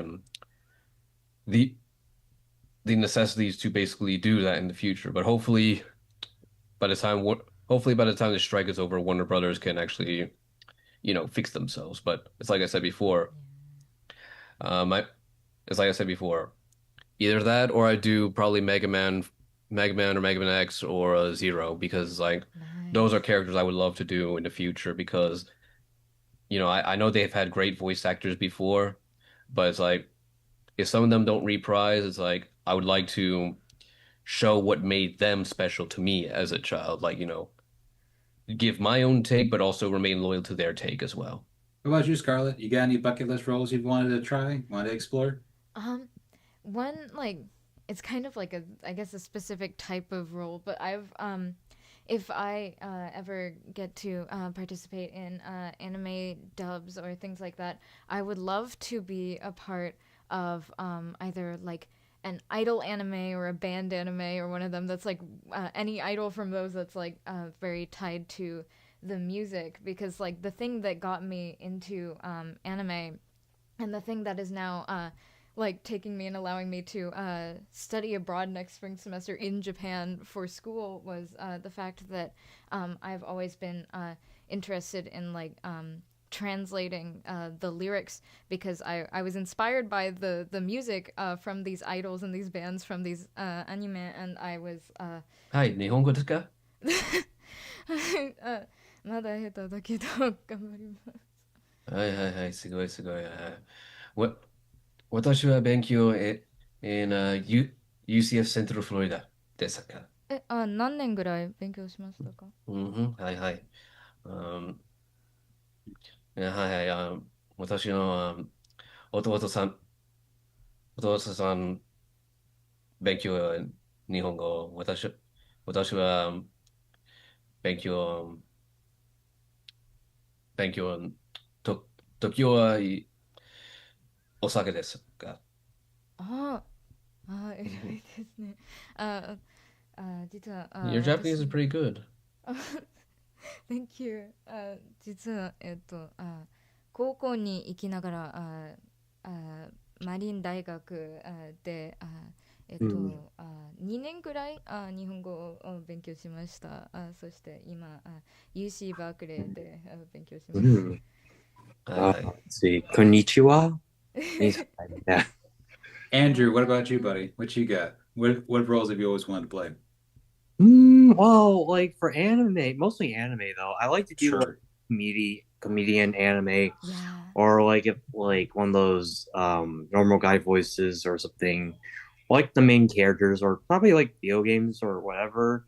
But mostly, I like to try like podcasts, or for commercials, or for trailers, any kind of voice acting job. Yeah. Good. Well, that makes Mostly, sense. I like anime, but yeah, because for anime, I could do like maybe like expressions, or if a character reacts or gets scared or nervous or something like that, or if a character's like dealing with an annoying character and he has to like fix the situation. Something like that. That's pretty cool. Yeah. Yeah. Like any typical anime, but yeah. Hey, dude, it's your wheelhouse. Is what you want to do. Right. Yeah. I'm not gonna force you to do Shakespeare because you don't want to do it. If it makes you happy, it makes you happy. Go for it. Yeah, I could do a little bit on Mario. Like, it's a perfect. Whoa. But like, what kind of characters excite you? That's what I'm curious about. What Like, what kind of like the types of characters. Like, you said you like doing comedic ones. Do you like ones that are like off the hinge, like out there in outer space? Do you like the more like this guy is so dumb he doesn't realize he's dumb, or he's pretending to be dumb type characters? I'm just curious. Yeah. Well, mostly because since I'm meeting Charles Martinet next July, I meant this July though. I like to try to do probably this guy over here. Yeah. Fun fact, Charles Martinet was born in France and he moved to Catalan, which borders France and Spain. Wow. And ironically, he does not know Italian, but he does know Spanish and French. Yeah. Mr. Worldwide. And mostly like one of the characters that Christina V voiced, like Yes. Rosca Mayday from Hello Boss. And like some other voice actors I want to try and meet, like the voice actor of Princess Peach Yeah. and other characters. But mostly I want to meet Chris Sanders, the voice of Stitch. Yeah. So bad. I really want to meet him, so I can share my Stitch impression to him. Yeah, that would be amazing. I really hope we get to do that. Hopefully. I don't know like if he attends conventions, but I will admit that there's one voice actor I wanted to meet. I would love to meet Mark Hamill. oh, me same here. Yeah. I think the reason- everybody would want to Yeah. meet him. Yeah. But here's my reason for meeting him. I would want to like challenge him to a Joker off doing Shakespeare. Oh yeah. Oh yes, yes. Oh, pardon wanna- me, thou bleeding piece of earth, that I am meek and gentle with these butchers. Then like see like if he would know Shakespeare and if he would throw it back at me. Because Yeah. like I think the best way to introduce like harder stuff is by making it fun. Yeah. And Oh yes. if you have like these voice actors do older text, it'll get people excited about it. I mean, like there's Rob Paulson has a great show where he will do scenes from movies in character with other voice actors. Like he does the Star Wars episode. No, they do the scene from Revenge Heat. of the Sith. Revenge of the They- Sith. You're right. They did that one. I think he did that. It's like oh God, who did he do it with? He did it with He did it with Seth Green. Seth Green Yeah. As as Oh, his you turned her against Pinky. me. yeah, You he was Pinky. You turned her against You me. turned her against Let her go. No. No. That was so good. I fucking love that guy. But no, like for me though, like my bucket list is obviously Batman. Love to play Joker. Leo Bloom from the producer, Stanley Kowalski from A Streetcar Named Desire. Anything that's broken and battered and bruised and just still moves forward, those are my favorite. I love anti-heroes, of course, but I really like the ones that, they know they're limited time on this earth and they just don't have patience or time for people. Mhm. Those guys I like because flawed is fascinating, perfection is boring to me. I have the hardest time doing hero monologues. I don't know about you guys, because every time I do them, it's like, I'm gonna go fight this guy. It just feels so forced. But if I'm like, playing an evil guy that says, I'm going to tear you apart, limb from limb, until you watch yourself bleed. Yeah. That fascinates me. And it's more fun because it's just more like a whiplash type of thing. But as much of a hero as I would like to play it, a wordy hero seems like a little out of my realm at the moment, and it just bugs the hell out of me. I don't know about you guys, but like those roles bug me. I'm like, I just can't find it for whatever No. reason. No, I get that. Like, cause yeah, like Kohina is like kind of a semi-hero and hero, but she's mainly just this deranged character, sort of. Just Right. like Yeah. I mean, the Dude. whole first episode is spent beating the crap out of the fox demon. She herself summoned in her own house, like with a lightsaber. Like, I'm not joking. She's like, oh yeah, this is like from my ancestors from a long, long time ago. Beats the crap out of them with it. And but other than that, like, I would love to just do a villain role. Like, Villains I would are love fun. I would love to be a villain in a Square Enix game. I would love to be a villain. I would love to be a villain I in actually Final met George Fantasy. Newbern, and he signed my Final Fantasy copy of Advent Children. Oh, I met him too, and he terrified me as a kid as Sephiroth in Kingdom Hearts 2. I have nightmares. Mhm. So when I met him and shook his hand, like we were introducing each other, I straight up told him after I said my name and he said who he was, I was like, "You gave me PTSD as a kid." And then he was Nice. also Superman as well. I know, Yeah. and Yeah. and like some I made a versatility. video on TikTok that then like blew up. It went viral of me. I put like when you're about to meet the voice actor behind your childhood nightmares, and it was the Sephiroth like in the Mhm. background. Everybody was commenting, "Why are you scared of Superman?" I was like, "Listen, There's a little bit more going on here than you realize. yeah. exactly." I But think like that's the fun thing, man. You just so it's because it's just your voice. You have infinite possibilities of what you can Exactly. play and audition for. It's just, Mhm. but like what I really enjoy is like when you put a reason behind why the villain is the villain, Right. why they are the way they are, and then like you kind of root for them in certain moments. You're like, wait a minute, no, but at the same time, Like Doctor Doom, for There you example. Like I remember Stan Lee's when he created Doctor Doom, he said that it's not illegal wanting to rule the world. It's not illegal for what you want right there. And plus, he has diplomatic immunity, so it's like he can oh hurt. God, yeah, And what I love about Doctor diplomatic immunities. Yeah, and then plus he's the Freaking- first Romani villain to ever exist because like Doctor Doom is of Romani descent. Right. Because I always notice with certain villains, there's an archetype of Romanis because they don't have a home because remember they escaped India because of the caste system. Yeah. And in Street Fighter, it's revealed that M. Bison is of Romani descent.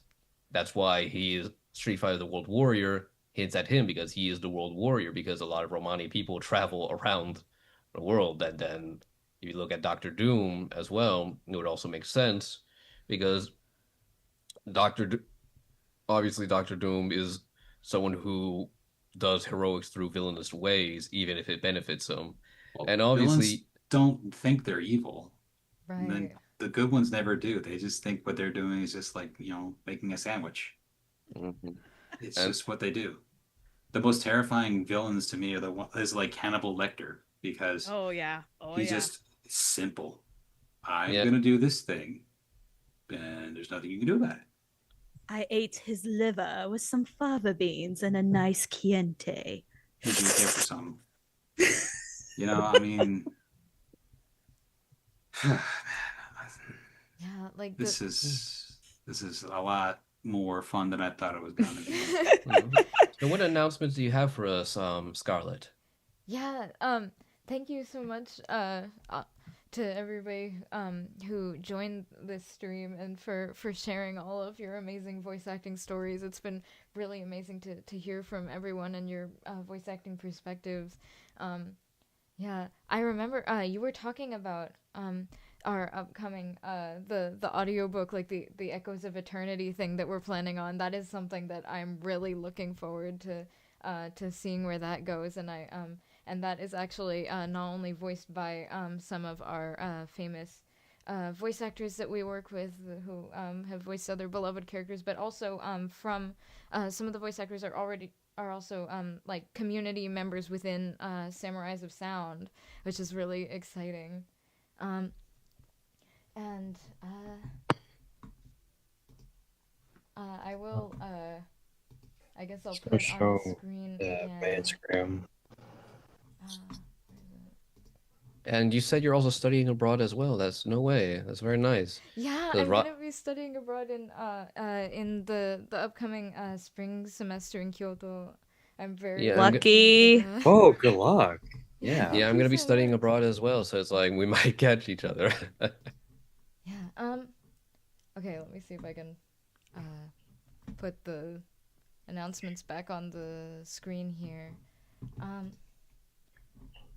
And if any of you are watching our animators, please go back and watch our D&D and animate it. yes. Maybe make them into Make puppets some like Stinky Dragon animatics or does. something. Because why not? There are Yeah. some fun moments that happen in the show. Yeah, so some of the to go over again what the upcoming like voiceover workshops are real quick. There is one on creating a demo reel with Austin David Coffey, who is an amazing sound engineer who also works on composing and songwriting and all sorts of amazing things, and he will help you in terms of editing your demo reel and also finding which roles are the best for you to showcase and to diversify it and also show what makes you shine most. We have the creature and monsters voiceover, which is really exciting in terms of like finding your own voice with all kinds of like diversifying your voice range for all these fantastical kinds of characters. I'm really looking forward to that one, especially with our wonderful Karen Strassman, who like I said, voices Rouge the Bat and Sonic the Hedgehog. Like we were talking about Bleach. She's also in multiple of the Persona games. And we have this is the last one here, which is being casting director for a day, which allows you to learn more of the tips and tricks behind the directing side from the top casting director for Blizzard for things like Overwatch, Diablo, World of Warcraft, etc. So yeah, we got a lot of exciting stuff coming up. For those who would like to share some of the projects that they're working on, before we leave, do you want to maybe give a little shout out to some of those things too? Yeah, I could share my YouTube voice acting demo from my YouTube channel. Huh? Oh, yeah, I see people are putting some stuff in the Zoom chat. Oh, people Yeah, have some. Vinny has some music stuff as well. That's amazing. yeah, and I'm gonna share mine in 3, 2, 1. I wish I would be able to put stuff in the restream chat. I'd share my YouTube, but it's mostly Let's Play videos, less voiceover auditions, but Let's hopefully plays are fun too. like okay, Share all I'll the drop it content though. that you have. I will drop it. And on my Instagram, I will work on a YouTube channel, but I mainly do like how to say this cosplays. I made art for Karen Strassman for her birthday, and then I Wow. do voiceover memes as well. I I am how to say this building a group chat in on Instagram like to build up some voice actors who are interested. Like whenever there's news out for certain roles or certain things, we can always alert each other. Help each other grow, and that's what I do right there. And then so far right there, it's like the next workshop I'm gonna work on is an accent workshop I did learn English is my second language next to Spanish. Like I say, Puerto Rico's like the Australia of Spain without the kangaroos and without the big ass spiders, thank God. And then I am learning French as well, and I am a part of choir, so it's like I do chanting in Latin and Greek, so it's like it allows me. And being in Florida's melting pot, it allows me to see different people. So it's like it's easy for me to pick up on certain accents and dialogues right there. Like, did you know, lad, that the Jamaican accent, lad, is a slowed down Irish accent, man. That's basically what it is because a lot of Irish people went to Jamaica at the same time, right there, and that's why if you see people with red hair over there, they're Jamaican. I mean, they have of Irish descent. Even Irish beer is made over there. Yeah. Oh. They even have Chinese Jamaicans over there as well, which is interesting. So, in the chat, I put a short episode of my podcast on there where I met Kevin Conroy, me doing my Joker impression, doing Shakespeare, and a song that I'm featured on with the 144 Chosen Few. Wow. Okay. I do it was a crazy. If you want to hear the whole story, you gotta listen to the podcast. But essentially, I was working the day job. Guy comes in, he starts shooting the breeze with me. He's like, I'm making music up the street. You should come through. I did. He found out I do voice work, and he was like, "You gotta put something on this track." And we recorded it in one night. I wrote it all, and took over a year, but now it's out in the ether. I'm trying to make that thing go viral, so they'll invite me Yeah. back to do more for it. For me, I have my Instagram in there, which is mainly mostly cosplay stuff. So cosplay photos, convention trips, any type of cosplay work that I'm working on. With the occasional like me posting on my Instagram story of like auditions and stuff. I have my Blue Sky in there, which is strictly for voice acting. That's where I'm trying to stay more professional with that. And then I have my YouTube in there where I post sometimes song covers, even though they suck, but hey, and let's play videos. I have several series going on over there right now. I have Final Fantasy 15, the Nancy Drew games, and Baldur's Gate 3 all currently running right now. And yeah. Yeah, That's thank you pretty- so much for sharing all this stuff. I'll be sure to put it in the chat here for everyone to see. Yep. Yeah, Scarlett, but who helps you teach you Japanese? Because Raj knows Japanese very well. Yes. And right now I'm learning from Father John, who basically who knows Russian and Japanese and English. So it's like I'm so far learning from him Oh, and yeah. my school. It was really interesting, like hearing on other streams about Raj's stories about living in Japan and like connecting with the composers over there.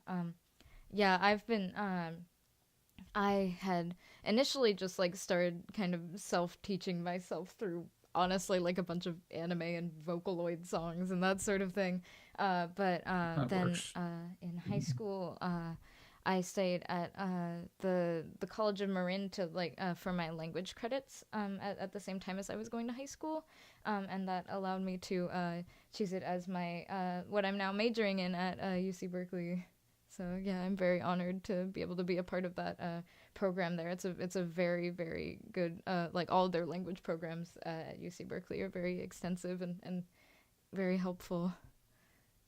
Yeah, I studied Japanese for 2 years when I was getting my bachelor's because we had to have a language credit, but I'm so rusty. So when you guys were talking, I was like, I understand what they're saying, but I don't trust myself to say anything because I'm so rusty right now. My teacher, both of my professors were so helpful. They one of them, she originally lived in Kyoto and then moved to the state that I live in with her husband, who's from Germany, to teach. And then my other professor, he lived in Japan for a few years, but he's originally from the States.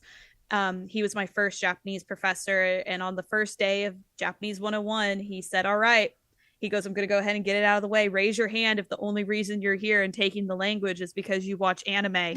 And like half the class raised their hand and I didn't. And he looked at me because I had an anime t-shirt on at the time. And he looked at me and he goes, put your hand up. And I was like, I'm not going to, sir, because that would be a lie. I said, yeah, I watch anime, but I like to travel too. Yeah. And I would like to learn the language to be able to read the signs and be able to communicate in restaurants and the convenience stores and wherever I go. And when I said that, he was like, okay, I'm going to like you.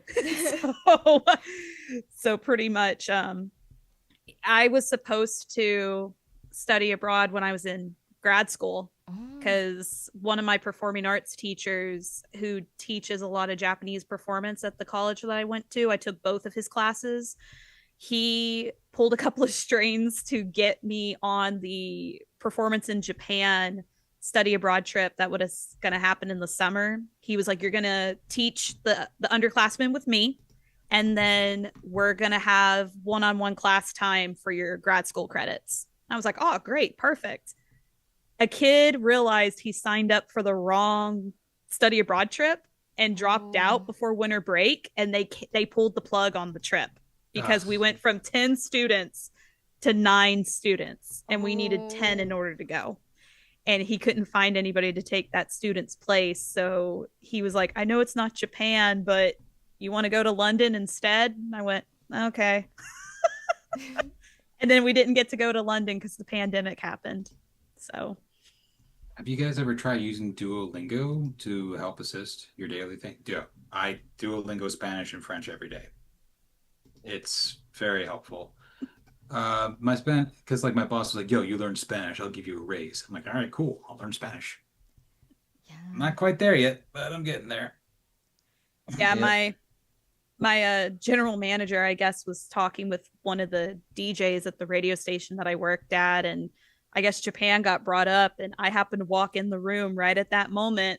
Nice. And because I was dropping off some papers, and she was like, Kaylee, I got a question. I was like, Ooh. okay. And the DJ was there, and this DJ and I joke around a lot too. So this was like super funny. She was like, you know Japanese, right? And I was like, hi, Nihongo wo benkyo shimasu. And she was like, and she looked at the DJ and she goes, see, say something to her and she'll know what what you say. And he's like, konnichiwa. And I was like, konnichiwa to you too. I was just like, is that all? Like, because I then just went off on him and he's just sitting there like, I have no idea what you just said. He was just nodding like he knew what I said. Language is very fun. It Oh, opens yes. a lot of doors. Yeah, being at any point in learning a new language, even if you're just a beginner, like helps like you learn so much about like the culture and the different like perspectives as well, like in terms of like the ways that those like words are being used, and I guess how they differ from Mm-hmm. yeah. My cousin, fresh off the boat, learned English watching Sesame Street and Disney Channel. Nice. Yeah, that's how I learned as well because like English isn't my first language, and honestly, it's like I, watching anime, watching the shows are very fun right there. And yeah, it's like Duolingo does help, but I do study with other people that know the language because like, when I do Greek chanting, I realize there's lots of people around me. There's Greeks, there's Ethiopians, there's Slavics right there, and it's like, and luckily, like, since I went to the parish in Nicolaido, it's like I'm more than happy to help translate for them because of the fact it's like because of the fact that they remain loyal to the language that they're given, the traditions that they're given, and that's what I love right there. They don't harass anyone. That's what I love about learning the languages over there because it allows me to not only blend my skills in acting, but to use those for my outside skills, but also it's like Greek and Latin are a very beautiful language. Like if you know more than one language, your DNA can actually change if you know that. Mm. Mhm. Yeah, the another one of like the fun parts of like being a part of voice acting, especially when it comes to like anime dubbing communities, whether you're like part of the voice acting itself or directing it or translating it, is that like, the idea of like globalization and sharing like these stories and these differing perspectives from like all over the world with like other, and like spreading them internationally is like something that is always like an honor to participate in. Oh, most definitely, especially when you look back and realize, I guess like when anime was being distributed overseas and like how hard it was sometimes for them to Yeah. get this far, like because that's kind of a whole chapter I had to do for my grad school thesis was Oh. like the history of Yeah, it's like- anime because because we were learning that earlier animes were a little more violent and unhinged, so they had to like build that rating of what's appropriate, what's not, because like anime has varieties of action, comedy, romance, and all Yeah. that stuff. There, the G rating, PG rating, PG-13, and R rating. So obviously, not all of them are going to be the same. So You can put a string of words together and type it into Google, and it'll find you an anime. Right. That's pretty much that's how like I've seen wonderful sketches. They would say the whole thing and like, yeah, it's this anime, yeah, it's that anime, it's this. I'm like, that's yeah. Yeah, there It's was that's I mean, that's one thing I like about anime is that like there's something for everybody. exactly. it's true. It's just like You another. just gotta be willing to do a little work. And one of my favorite trends on TikTok. It's like, yeah, like they're just watching an anime together. Like, what anime? Oh, they're just kids watching a kid show. It's fine. What's happening in the scene? Did you watch it? Did you like, oh no, it looks so cute and kind of like But They're watching Madoka Magica over there. yes, exactly. No, that's exactly exactly what they were watching. Oh. It's a comedy bit, but yeah. But I was like, oh. No, you realize like how scary, because I used to be a substitute teacher before I got the job that I have now, and I thought, okay, I live in a small town. Surely these kids are not gonna know anime. I made the mistake of having my substitute teacher badge on a Naruto lanyard, and that opened the door for so many conversations. And at first, like, these kids were like, oh, Dragon Ball, One Piece, Sailor Moon. And I was like, okay, y'all are cool. Like, y'all are, because those are good starters. But then I have like a fourth grader walking up to me and knowing what Death Note is. Yeah. And I'm like, pump the brakes, hold up. Death Note? And they're like, yeah, Death Note. Like, I like Light Yagami. And I'm like, you should not be watching that one, but okay. I actually had the FBI called on me for the school one time just for liking Death Note. Oh, wow. And the funny thing is they knew what it was, and it was an overreaction. And obviously it's like, years later I told, father what happened. And I was like, there's nothing wrong with liking the show as long as you're not aspiring to that. And basically it's like, he said the school for doing that is ridiculous. It's like you've seen people who said worse things, and liking a show is not going to make you like that. Like, for example, if you watch Psycho, that doesn't mean you have mommy issues and want to go out and do the same thing. If you watch John Wick, that doesn't mean you want to put a pencil through someone's head right there. It's like, that's ridiculous right there. There's always going to be a controversial thing in certain medias. As long as you don't aspire to that, then that's fine. Yeah. But it just kind of shocked me because I was like, wow, because like Death Note was in my junior high library. Like, we had the first 3 volumes, but I didn't read it until high school. I didn't watch it till high school. But like, I was like, this is a 4th grader. Yeah. I had a 3rd grader reading Attack on Titan. Like, I was just seeing shows that I knew, like series that I knew, I read, I watched, but I was like, I'm an adult and I know what goes on in those series, and like, why are y'all reading that? Because I was okay with like Dragon Ball, One Piece, and all of that, but then I sat there and I was like, that's a series that Well, I mean, like, even like when like anime first hit America with Toonami, Tenchi Muyo was a harem anime. Let's be real, that's what it was. And then, when we were growing, when I was growing, in my day, when growing up, we had shows like RoboCop, which was one of the most gratuitous, gory films of all time. That was mainstream. Everyone wanted to go see that. The original Teenage Mutant Ninja Turtles was super dark. Terminator 2, one of the greatest other movies of all time. That was super gross, and everything that happened there.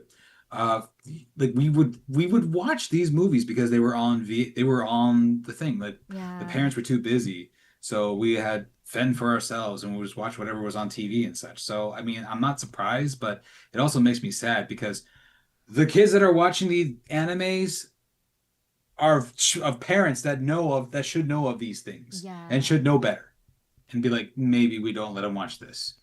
But I mean, like, it's unfortunately, when I was growing up, things were bad, but what they're growing up with is way worse.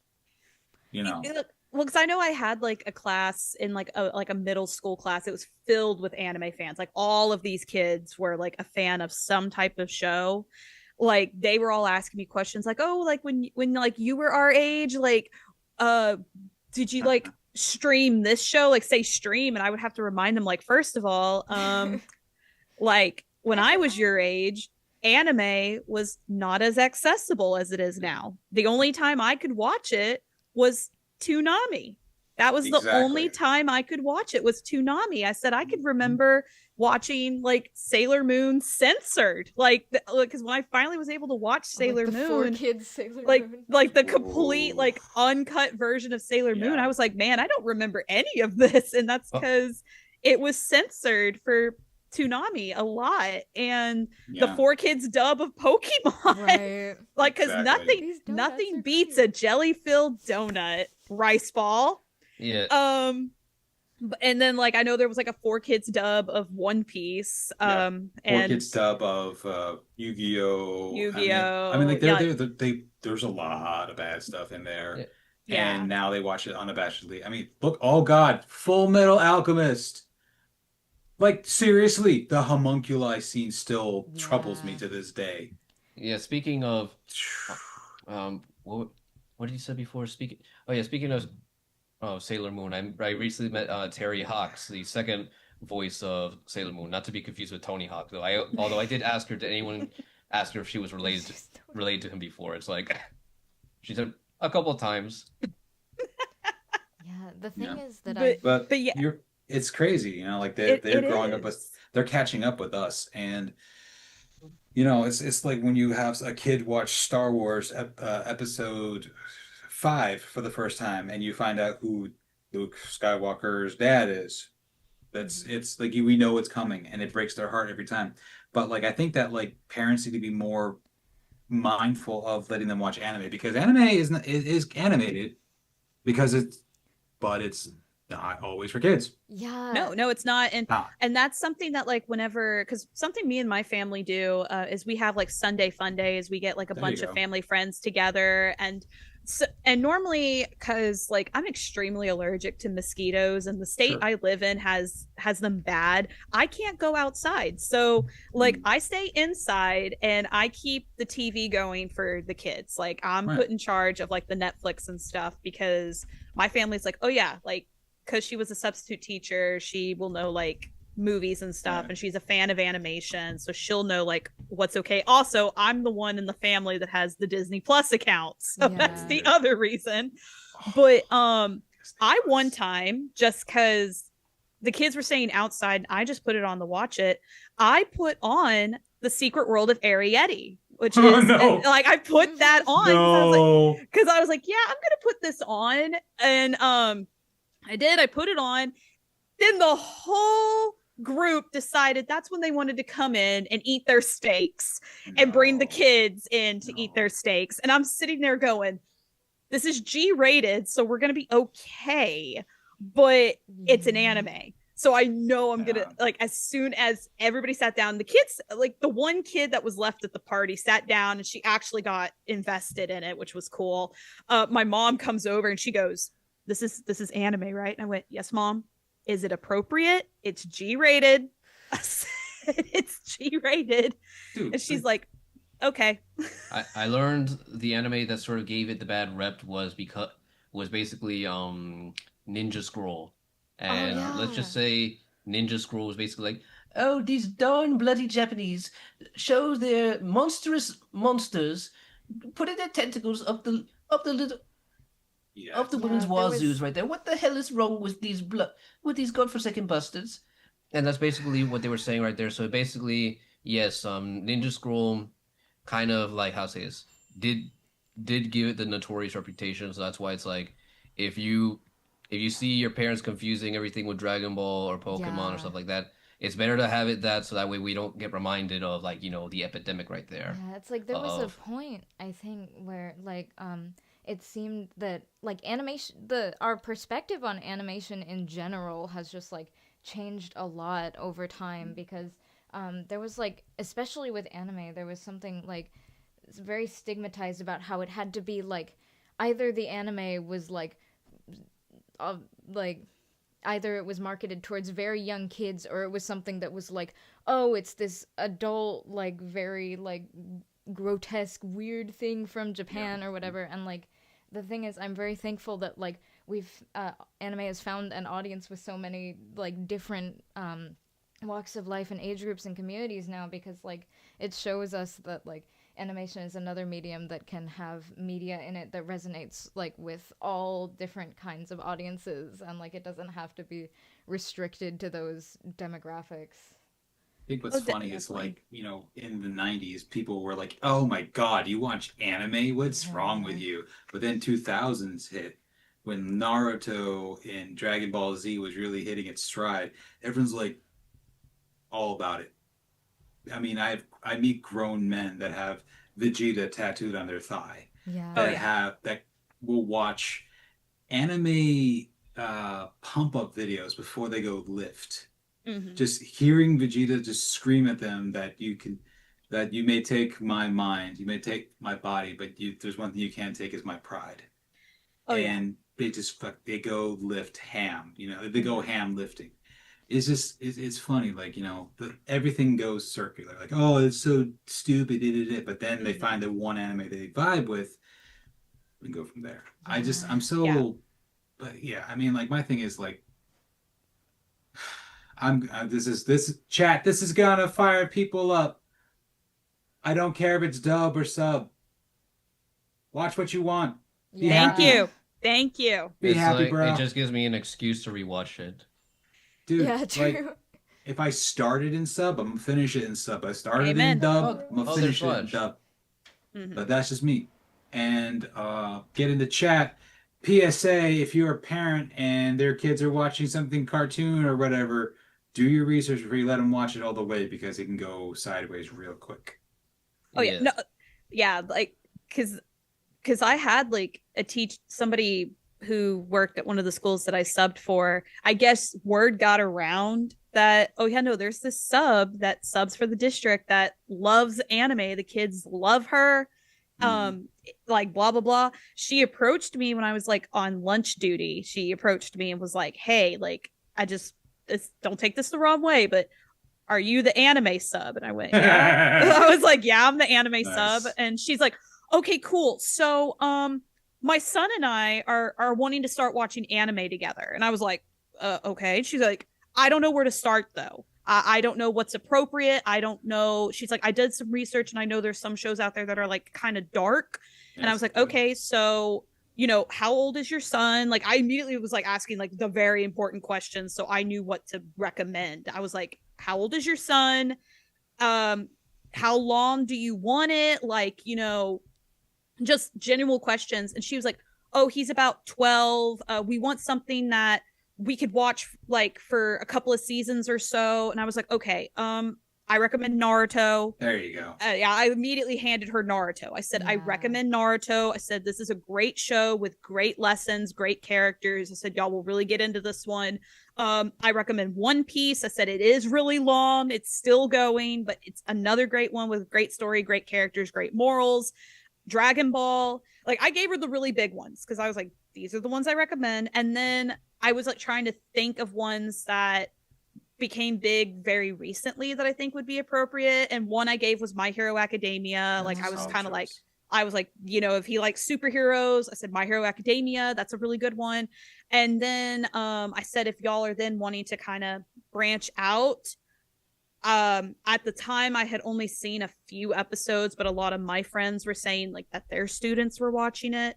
I said Demon Slayer. I said, if y'all want to branch out a little more, like, try Demon Slayer. And then when I subbed my last year, because I then got the job that I have now, she approached me. She goes, oh, we're already like halfway through Naruto. Like, we love it. And like, she was like all into it and stuff. And I was like, wow, I actually did something good for once. I was just happy that like she asked somebody who knew before just kind of jumping in, because I was like, this could go one way or the other if you didn't ask me. Because I was like, ask somebody who knows before, or even like post on your Facebook and have it get shared around, like, hey, can somebody help me find somebody who knows about this genre, who can tell us where to start and stuff. And then like one of my coworkers, he heard through my GM that I like anime, and this dude is like the countryest person I know. It's cowboy hats and cowboy boots every day. You like anime, Missy? Oh yeah, no, he's a huge Dragon Ball fan. He Oh, Yeah, of loves course he is. Dragon Ball. Like he came over, he was all secretive about it too. He was like, Kaylee, come here. And I'm like, what? And he goes, I hear you like anime. And I went, yeah. And he goes, hey, we just finished Dragon Ball, my son and I. And I was like, okay. And he goes, I love Vegeta, man. I was like, okay, cool. man. I was like, all right, I could actually talk. I was like, am I about to get bullied in my own workplace? Oh god. Because No. I keep that I'm an anime fan on the down low at work. So I was like, Yeah. how did you know? Yeah, yes, how says. I think it's just the stigma from fans. So it's like obviously just separate that from that, and we should be good. Stay off of Twitter and Reddit. Don't go Yeah. don't go to those sites. It's like Scarlett, it's like what was your first anime? Oh. Do you remember? I think it honestly when you were Was it Hamtaro? when you were talking about Arietti, I think that was actually my favorite my first one Nice. like that got Really? me into, of course, like all the Hayao Miyazaki works and things like that. And then when I I was a bit of a chronically online child, as you would call it, so I learned about like the anime that I probably shouldn't have learned about pretty quickly, and like in terms of Cowboy Bebop specifically, which was a little bit, the themes in that are a little bit maybe too depressing for my mind to comprehend at that time. It's one of my favorite shows though of all time. It's my favorite It's show of all solid. time for sure. So it's my second favorite show. Yeah. fun fact, Steve Bloom is actually married to Mary Elizabeth Glenn. Yes. He And is. then it's like, so it's like, and she's also a director as well. So it's like, you not only love a woman that can kick your ass, but you also love a woman who can make you sleep on the couch if you mess up the line. Oh my gosh, I'm possibly gonna get the opportunity to meet Steve Bloom and Wendy Lee at SAC Anime coming up. There you Oh, go. nice. So excited Oh for yeah, that. oh yeah, I met Wendy Lee before. She was very nice. Yeah, I she- met- She actually taught the class before Yeah, pretty recently, right? One of our yeah, fairly recent. Like a Yeah. month ago. Yeah, I think the last workshop I took with Strawberry Hill before I got way too busy to do them, since I'm now just coming back, was with Wendy Lee, and it was so much fun. I think it was over JRPG voice acting, so like Yes. Japanese role playing game voice acting. But it was a lot of fun. Yeah. Thank you. What But- about you, Kaylee? What was your first? Sailor Moon. Sailor Moon was my Sailor first Moon. because I 90s kid. Every Saturday, waking up to see what Sailor Moon was going to get into. So Tuxedo Mask was the first crush I ever Oh. had growing up. Nice. That guy, Um, man. But I He's also a got to gem. see like the rise of Pokemon as well. So those two Right. were like my Yeah. first ones. But I didn't learn the term until junior high. So I didn't learn that they were technically called anime. I just thought they were these really cool cartoons. Yeah. I mean, technically they are. What about you, JC? What was your first? My first few animes would have to be yeah, it's like for example, I saw the rise of Pokemon, Yu-Gi-Oh, Digimon, and then I got to see Naruto, then a little bit of Bleach, but I learned to appreciate Bleach a lot later, Dragon Ball Z, and then I did appreciate seeing what was that other one I was thinking of right there? It almost slipped my mind. I am aware that they put Yu Yu Hakusho there as well. I loved Yu Yu Hakusho. Hakusho. choice. It's a And good. then- It's so good. Fun fact, it's from the same creator of Hunter x Hunter, and he is married to the creator of Sailor Moon as well. Yeah. Mm-hmm. There's even lots of nods and references in those shows. And then I remember I did watch some Gundams growing up, and I did watch Mega Man NT. I love Mega Man NT. It was one of my favorite adaptations of the game because I remember loving the game so much when I was younger. I'm glad they brought it back for Switch and Steam. Mm-hmm. Yeah. And then so far those were the animes I grew up with as well. And then I watched some of the older animes that my dad liked, such as Mazinger or Mazinkaiser, and then Devilman as well. I did manage to watch some of them. Some of them had Spanish subs and dubs, and then some of them had their regular English dubs, and they were pretty nice. It's like it gave me a bigger appreciation for them as well. It was only until later when I got into Attack on Titan, because I got into Attack on Titan. It was only later until I got into those other animes. But Bleach was one of my favorite ones. It reminded me of Inuyasha and Yu Yu Hakusho at the same time, right there. Yeah. I And watched the speech that the Hollow makes to Ichigo about the difference between being the horse and the king a lot. I listen to that when I just want to just really deeply focus on things. Who's in control? Oh Is yeah. it my anxiety or is it me? It's Mhm. such a wonderful, like that's one thing that like I think people don't understand, like how much power can come from an animated show like that. And Oh yeah. we're slowly, Yeah. and if I can be a part of that, I'm good. Oh yeah. Like I feel like a lot of some of the really big like anime titles out there, like a lot of people I know like a lot of celebrities, a lot of writers, like a lot of them say, "Oh, I was inspired by like this anime for Yeah. this thing." And you then really sit there and really think about it like, "Oh, wow, like really?" Cuz I know a lot of people talk about the film Black Swan, like how that was Yes. like a huge thing. Perfect Blue inspired that. Yeah. And I never got to see Perfect Blue until I was in college. I saw Black Swan when it came out and I was like, "Oh wow, like that was a, you know, cool movie. It was a movie, it was a thing." And then I saw Perfect Blue and went, "Wait a minute, hold on. I'm seeing some similarities here."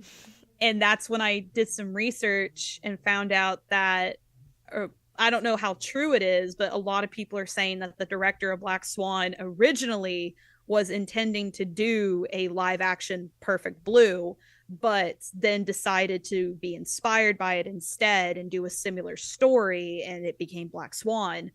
But I know like Madonna has done like a lot of nods to Perfect Blue. Requiem for a Dream had some nods to Yes. Perfect Blue. Yeah. So anime is inspiring a lot of modern day like American culture, and people are not catching Immensely. it like immensely. Like, and a lot of people are not catching it unless you really pay attention.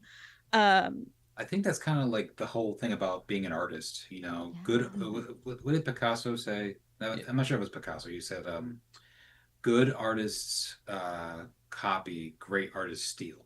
Mhm. Yeah. And you know, every story has been told, Mhm. unfortunately, but it's how it happens. Like you don't watch Star Wars Episode 3 to figure out what happens.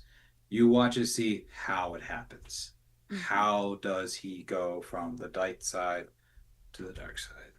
And speaking, yeah, speaking of that, wait, um, you basically said what did you said before?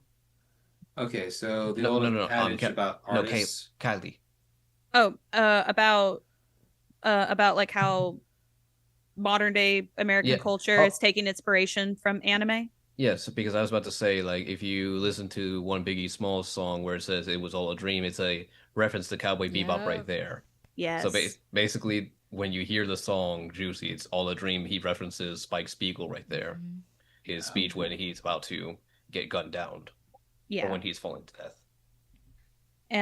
Because Cowboy Bebop to this day, like, is like one of my favorite shows, and it's like the show I recommend to a lot of my friends who are anime watchers who have never seen it. I'm Yeah. like, It's a how gateway. I'm like, how can you say you like anime and you've never heard of one of the goats? Like, I'm like, hold up, stop what you're doing, sit down and watch it. And the last con I went to of 2024, it was Nostalgia Con in Houston. One of my friends brought his Nintendo Switch that had Crunchyroll on it, and one Nice. night I told him and my ex, I was like, "Hey, we're gonna take a break for." I think we were watching Frieren at the time. I said, "We're gonna take a break," because I found out that they had never seen Cowboy Bebop. I said, "We're taking a break from Frieren, and we're gonna watch the first two episodes of Cowboy Bebop because I want you guys to see how cool of a show this is." Yeah.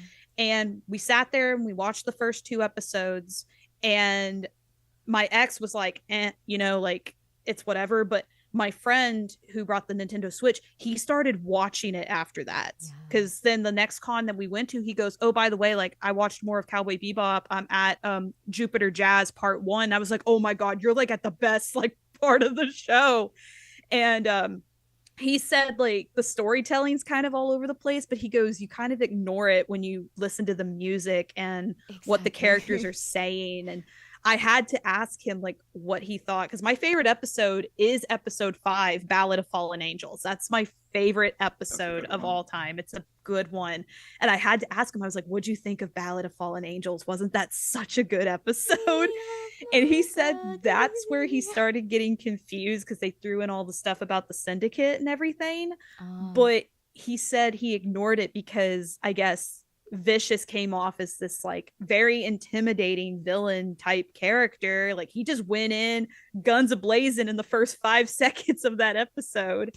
And then he gets to the church scene and the stained glass, and he immediately knew why I loved that episode from that like moment right there. And he said, I meant to text you after I watched it, but then I forgot because I went straight to the next episode. But he fell in love with it. And I don't know if he finished it, but he started watching it right after I showed it to him. He started watching it. Yeah, it's amazing that shows like that, especially with Cowboy Bebop, that was so much like... Scarlet, can't hear you. Try again. Oh, there it goes. Okay, I think I wasn't speaking into the mic. I think someone says the stream is frozen as well. Oh gosh. No. Okay. I'll try to see if I can fix that. But one thing that I think is really admirable about Cowboy Bebop is like, even if it's like, it was also a hodgepodge of like a whole bunch of various different influences from like culture from a whole bunch of different communities, and the fact that people like people saw their stories in Cowboy Bebop and then went on to tell them, being inspired by that as well, is like really amazing. Speaking of that, there's Raj. Hey, Raj. Hey guys. Hello. Wait, let's ask Raj this question. Oh. I have to ask him the question. Is it true? Raj, I think someone has a question. Hey guys. I am aware that in Cowboy Bebop there is 2 references to Biggie Smalls. There's a character called Pixaro, who is based on Biggie Smalls, and then when Spike Spiegel says it's all a dream, it's a reference to the 1994 song by Biggie Smalls called Juicy. Is it true, or has the creator not confirmed that? Because I know that he confirmed one of them. Scarlet is a complete expert on this. You know that? I'm not joking. Scarlet is Scarlet isn't a complete expert on this stuff. Scarlet, what's your take on this? That is honestly that is one that I haven't heard before, but I know that like not like I was saying, like not only has Cowboy Bebop taken from like those influences of like jazz and bebop and even hip hop, but also like I've noticed that the hip hop community in turn has also like been especially one of the anime communities that has like like Cowboy Bebop is something that's really celebrated in that community, and there are even like hip hop albums that are like themed after it as well, and have like the voice actors like participating in their creation and all sorts of stuff like that. Logic's album has Steve Bloom, right? Yeah. Oh yeah, he has Steve. Yeah. That's really cool. There's this crazy community. Yeah, there's this crazy the nerd rapper community. If you guys have listened to any of these people like Richie Branson and Mega Ran, and I've worked with both of them before, and it's this huge community that does exactly I guess mashups of anime songs, right? And like they call themselves nerd rappers. So yeah, and like being no, I was just gonna say, like, I feel like anything by Watanabe, the creator of Cowboy Bebop, brings some form of like music to everything that he touches, like all of his shows. I'm a huge fan of his work because of this mixed match of genres and how it inspires other people that are of different genres. I know there's like several tribute albums to Cowboy Bebop. Heck, there's like a whole tribute band to that show, and I would love to see them live one day. They just play the songs live. And... I'm actually the singer for that band. Yes. Really? Yeah. Oh my gosh! Yeah, I went to go see the Bebop Bounty Big Band recently, and it was absolutely mind-blowing. Oh my gosh! Yeah. I've been wanting to see you guys for a long You time. should come. I was shocked. All the shows sold out all over both coasts and stuff like that. And Yeah, it was, the last time you guys were in Houston, it was on a weekend. I knew I could get off of work to go, and it sold out before I could get tickets. Yeah, and I was so upset. I was surprised. I actually invited Vincent to come to the show in New Yes, you York. did. Remember? But you know, and here too, I invited a bunch of friends thinking that okay, they could get tickets. I could get complimentary tickets, but it sold out almost immediately. I just still am shocked that people are still, after all these years, still so interested in the soundtrack. Right? It's crazy. Oh yeah. I have the soundtrack like favorited on my Spotify. That's how much I love the music in that show. But even like some of his other shows like Samurai Champloo and Kids on the Slope, which is a very niche one. But I love that show. And I need to watch his new one that he has out right now. But Lazarus. yeah, Lazarus. I need to watch that. But I'm always just telling people like, oh, if you want to check out anything that's like not the norm for anime but has something for everybody, I'm always recommending Watanabe's work, and I always tell them to start with Cowboy Bebop and work your way from there. Check out everything that he has done, because everything he's done is just amazing. So what's interesting the other day I found out was the Wu-Tang Clan were all about Shaolin culture, and they put so much philosophy into their works that people who listen to them and then listen to Shakespeare can follow it, because there's layers to it. And Cowboy Bebop has layers to it about the human condition. That's one reason why I love it. It's thought-provoking. Trigun as well. Every single monologue he does is about humanity. And so I think that's the beautiful opportunity that anime people have, is that you can have this really cool, crazy adventure, but then you have this moment of like introspection that leaves you wondering, scratching your head. What does it mean to be in space by yourself? What does that do to a person? What does it mean to have this immense loneliness and finding community? And it's just, that's the beauty that I really enjoy about anime. And that's why I want to do this stuff, to be a part of that. So that I can be at a booth one day and a kid comes up to me and says, hey man, your scene at season 2, episode blah, blah, blah, really hit home for me and helped me in a really tough time. That's why it's such a privilege to be able to do this type of stuff. Wow. I think that's like, I think it's cool that we talk about this stuff, but we can't just be fans. We got to actually put forth the effort so we can do this for the fans, for other workers. And what I love about voice actors in general is that if you can't do a job, we give it to somebody else. Go ahead. This is my wheelhouse. So like I can talk for hours, but just Raj, please say what you're gonna say. I'm sorry. I just wanted to say I've heard that so many times.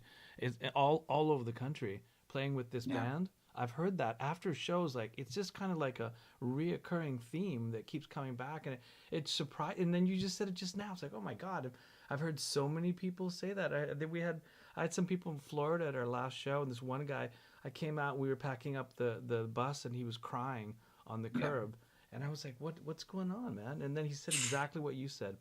And it was like, it's kind of like emotional. The anime is an emotional experience for people. It's not just a show. It's some kind of emotional connection that people draw to it. So it's a lifelong thing. So that's really, very interesting. I mean, I'll openly admit, Kung Fu Panda 2 taught me how to forgive. Yeah. I am not shitting you. Like my oldest bully that I grew up with was my dad. I actually forgave him this year because of Kung Fu Panda 2. Wow. It took me 3 years of watching that film, but I finally was like, okay. Wow.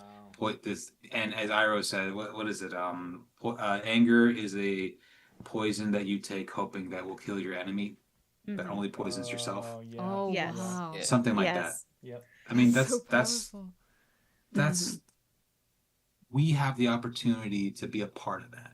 Yeah. And that's why it's so important that this works. Oh yeah. Well, like my favorite anime of all time is Wolf's Rain. So like my second favorite is Cowboy Bebop, and my first is Wolf's Rain. That's like my ultimate favorite anime of all time. And I remember the first time I watched it, I was 13 years old, and I felt like I was too young to understand what this journey that these wolves, that these characters went on, like what it actually meant. And over the years of watching it over and over and over again, knowing every single monologue, every single line by heart, knowing who played who, I then finally realized what that journey actually meant. They were part of something important, and they had to be there to see it. And that's what I hope to achieve with my voice acting. Is I would love to be a part of something that then goes on to be just as important, and you have to be there to witness it. And I also want to do that, like, for fans of anime, because like I came from a generation where we got bullied for it. Like, you know, if you liked anime, you got bullied for it. Oh, absolutely, every day. Yeah, and meeting some of the generation from my time as a substitute teacher that are watching anime now and like are embracing it. I'm like, okay, I want to be able to be part of something that when these kids get older, they can say like, oh, like this show is going to go on to be just as important to the next generation as it is for the next generation. Yeah. This show taught me morals. This show taught me how to be a friend. This show taught me how to be a parent. Yeah. You know? Yeah, and that's what I like right there with these sort of shows. It becomes more grounded with someone's emotions right there, and that's really what I liked right there. It's like I see a lot of the morals I learned in Star Wars and then in Pokemon, but Digimon, I feel like compared to Pokemon, it teaches you how to grow with you, and that's one of the things I liked about it. And fun fact, Joshua Seth was in Wolf's Rain as well. He was, yes. Yeah, it's like he actually gets happy when someone notices him for Wolf's Rain because he feels like it's underrated. When I officially got to meet him in person, because I did my workshop with him through Strawberry Hill, and knowing that he was Hige in Wolf's Rain. And at the time, when I started going to conventions, I was on a journey, because something people don't know is that Wolf's Rain had a 2-volume manga adaptation. And I have them. They're no longer in print. As far as I know, they're no longer in print. And I have them, and I have been fortunate enough to get them signed so far by Crispin Freeman, Johnny on Bosch, Steve Blum, and the voice actress for Cher. I keep forgetting her name, but she's signed one of them as well. And I told myself I'm probably not going to get to meet everybody who's worked on this show, but if I can meet just a couple of people. You met one more person tonight. I worked on that show too. Wow. I sing Strangers off of Wolf's Rain, so. Oh my god, dude, thank you. You're gonna break Kaylee's brain, guys. Seriously. Did you set me up for that? I was like, did you set me up for that? I was like, yep. Nope. Didn't really. Thank you. Breathe, Kaylee. I'm trying, but that's funny. So when I finally got to meet, when I finally realized I was going to get to meet Joshua Seth in person, I was like, I got to take one of the volumes to get signed. I couldn't find both of them, but I found one of them. And I walked up to his table and he looked at that and he was like, no freaking way. He was like so shocked by that. He goes, there was a manga. He was like flipping through it and he was like, oh my gosh. Like he was so shocked by that. And I had him sign with everybody else. And I just was like, I even told him, I was like, I'm on a journey to like meet everybody who worked on this and have them sign the manga. And he was like, oh wow, that is so cool. Even though like how far are you wall, from Chicago? Oh, I'm in Texas. Oh, okay, all right, okay. So. Yeah, you might have to mail it. I'm gonna have to probably mail it. I'm in the process of moving into a house, so all of my manga, including the volumes, are packed up. So, like one of these days, though. And like I have on my wall, I have Blue and I have Quint Yaiden's autographs on my wall. But that show is just. I recommend it to so many people and I'm like, you guys, it's so good. And I always tell them, get past episode 5. I promise it gets better. Get past episode 5. But like all the people that I've met through that show, every time I hand the volume over, they're shocked by it because they didn't know it existed. Yeah. Like, wait, what? Yeah. Hey Scarlett, how are you on time? Oh, I'm gonna be honest. I think like we've been like so passionately talking about this stuff. We've gone over an hour more than we usually do, like for a community stream. Good. We were having a really good discussion, I guess. Yeah. Thank you all so much for joining this. I'm very thankful for everyone who's participating like in this voice acting community because like we were saying, like we're like the stories that we learned from this media, like that we were fans of, we're now like where like I guess we're telling the life experiences that we learned from that now in our characters, and we're gonna like we thank you for like passing on these stories to newer generations and being a part of that. I'm very thankful for this community and to have met all of you through this community stream. Yeah, I wish you all the best day ever. Y'all are amazing, and I'm definitely gonna like be sure to follow all y'all on social media and check out your stuff, and be sure all the viewers do that too. I put the links in the chat for that. Absolutely. Yeah, it Thank you was an so honor much, to meet guys. you all. And then also, Scarlett, if you need to practice Japanese, I'm more than happy to help because I talked to Raj, like, if I could practice with him as well, so that way when I prepare. Yeah, thank you so much. That would be amazing. Oh, Alright. and chat, don't forget to check us out at the next Voices and Choices Dungeons and Dragons workshop so you can see your favorite voice actors doing their thing in their own special way. Yes. Please check that out. Yes. It's a very fun watch, and if you are a member, you get to participate in it as well. Mhm. Okay, yeah. Thank you again, everyone. I hope to Thank you. see you in Thanks for having maybe in a us. See community you. stream in the future Matane. too. Bye. I feel like I end the stream about now. Hey guys, thanks for dropping by. Yeah, thank you. Bye. Thank Yeah, you. yeah.